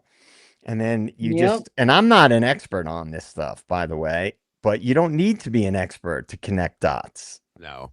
Right. And a lot of it do just takes research. common sense, truly and honestly. Yeah. If you A lot of things take common sense, and I don't know. That seems to be dead and gone. Yeah, that's far few in between these days. Sadly, it's not a regular thing anymore. People are like, no, they'd rather worry about what's going on with their cell phone or their streaming service and things like that, and how much money they can make instead of looking at things. I mean, things will pass us right by that people just look at it and go, yeah, okay. And some of us are like, yeah. Hold on, what the hell was that? We actually catch it sometimes, but a lot of people are just like, yeah, okay, whatever, moving on. Well, I'm glad our communities do have their eyes open and are paying attention. So, but deal. I think we're gonna wrap it up there for the night. But you guys, as always, here on the panel, it's always a great discussion. And I'm always so honored to be up here with you guys. And of course, the chat, you guys are all amazing. We wouldn't be here if it wasn't for you and the mods on both channels. We can't thank you guys enough for everything that you do. But for old time's sake, let's go around the horn here a second. We'll go JJ Dego 1-1, and then I'll close this out. Okay. Sounds good. All right. I love Friday nights, man. Friday nights are for me, man. I really good stuff. I love it. I love Friday Night Mayhem. I really do. And people in the chat, they're a lot of them are on board, man. They know it's all connected. Right. They're not. I don't think they're offended by going off the rails a little bit, because people have instincts. We all know when we're being lied to. Whether we want to acknowledge it or not, I guess that depends on the individual, but we all know. And I think that these big true crime cases, I don't view them as separate from all this bigger, higher level fuckery. So that's why I bring it up a lot, because I believe, E-Potty said it earlier, it's all theater. I think in many ways, a lot of what we've been presented with is in many different areas is theater. Yeah. So, but it was a good conversation. Thank you to the advocates, of course, the denizens, the meatballs, and our awesome mods. I appreciate everybody. And yeah, more conversations to come. All right. Thank you very, very much. And if I can get this thing to let me bring it back here. And Sir Dego. All right, guys. Another great Friday night conversation. I always enjoy these in-depth convos that we have when we have them. Again, I got to thank JJ for kicking that trap door in on my brain from time to time and getting me synchronized with life sometimes and thinking about things. And again, I do this on a regular, okay? Speaking of, the new channel I have coming out, the Cafe Conspiracy, there's going to be a lot of that kind of stuff talked about, just as much as JJ's channel, of course, the State of the Deep. Lee has the secondary channel. He's got where That's right. There's a lot of us that are going to be talking about these things, you guys, because you guys are asking for it, okay? And that says a lot to me. That's important, because when you guys are asking for these things, that says, hey, they want to know. They know what's going on. They see it for what it is, because there's so many very, very intelligent people in these communities, guys. We truly do see it. We appreciate it and love you guys for being that way.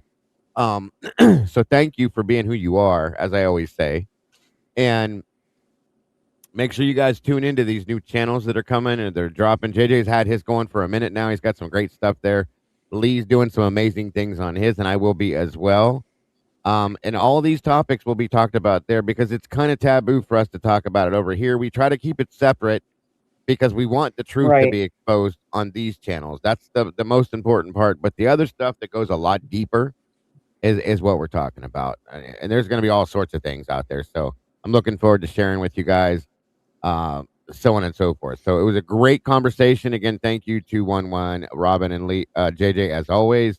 I hope Lee's being safe over in Vegas here, and I'm sure he's very well missed by everybody. So thank you all again. Guys, don't forget to love yourselves and love each other. Please don't change a thing because you truly are perfect the way you are as the beautiful people. Thank you all so very much.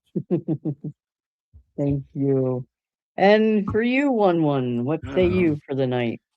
So I saw people asking a bunch of different questions. I can't really answer all of them. Robin will start throwing apples at my head. But yeah, I saw one there real quick.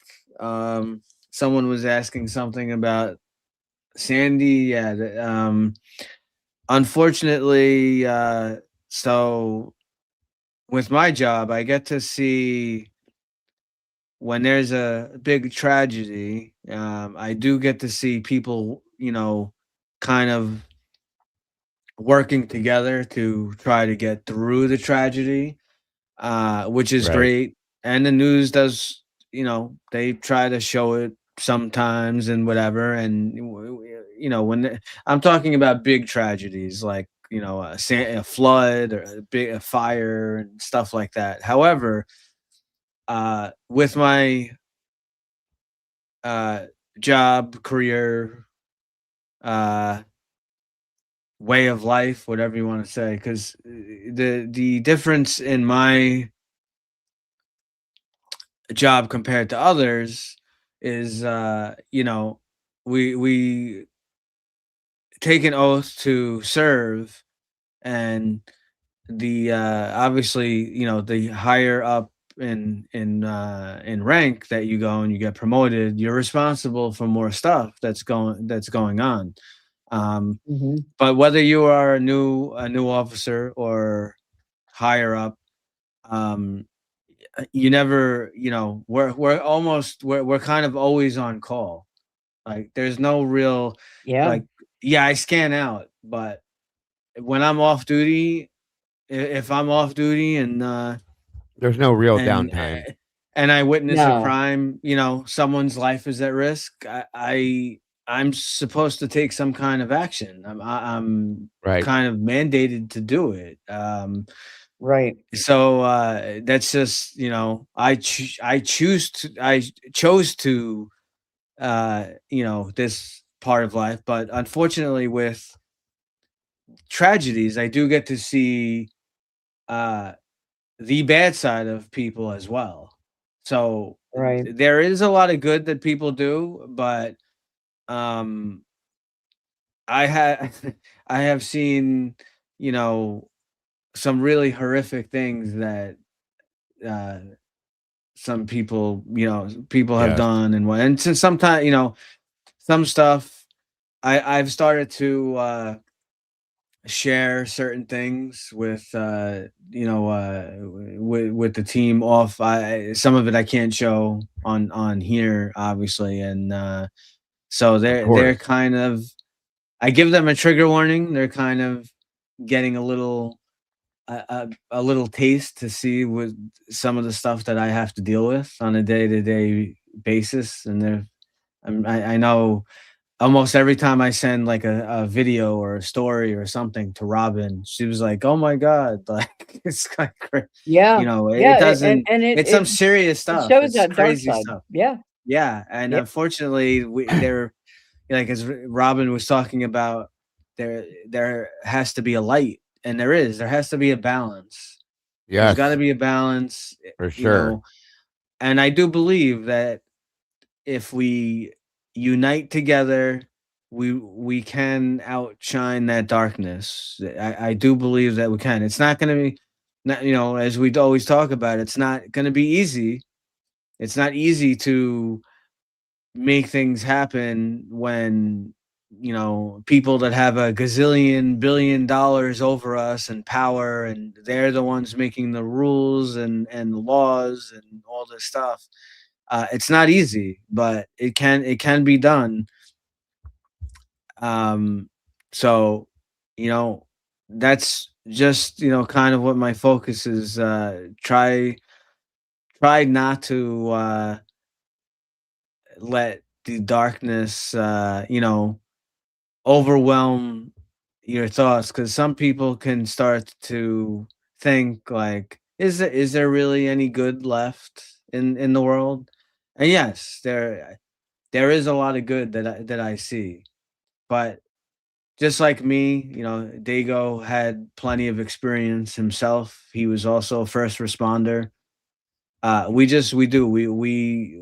We unfortunately see the worst of people, and I have seen people unfortunately taken advantage of in these tragedies, and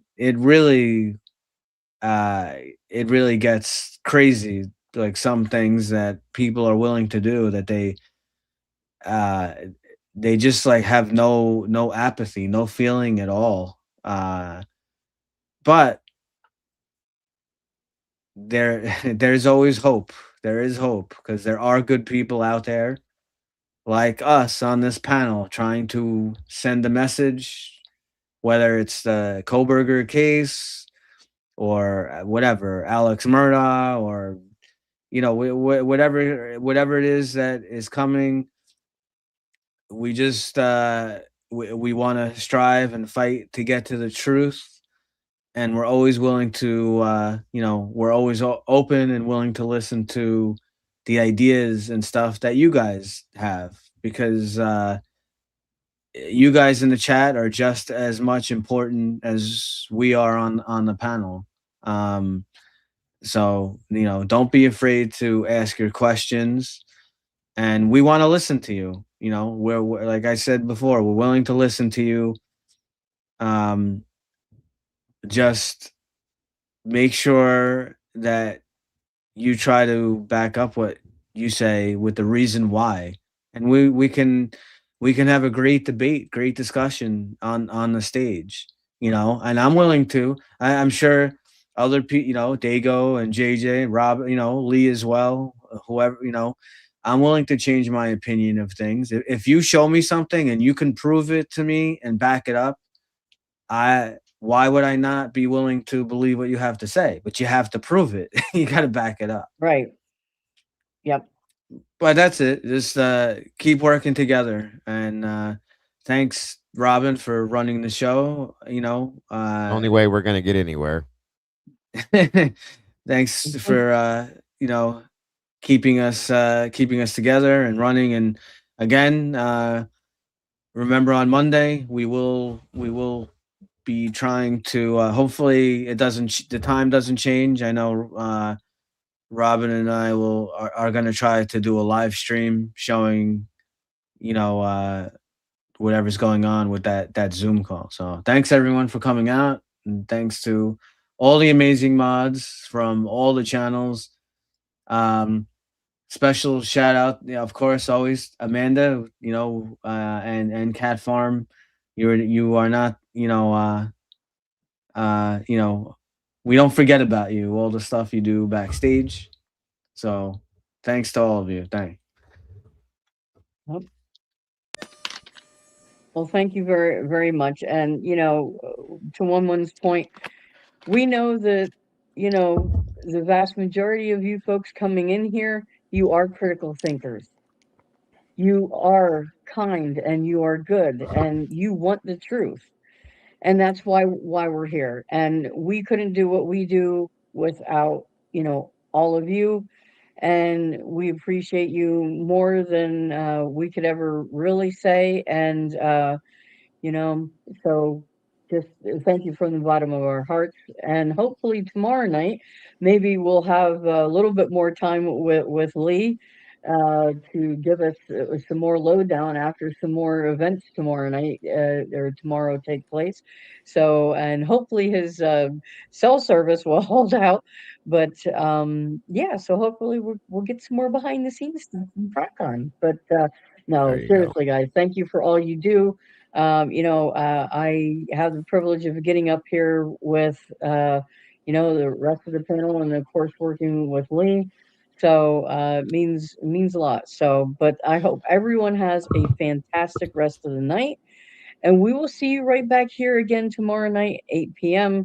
Eastern. And there's the Crime Cat and 5 p.m. Pacific Standard Time. So have a great night, everyone. Take care. Have a great night, folks. Good night, everyone. Okay.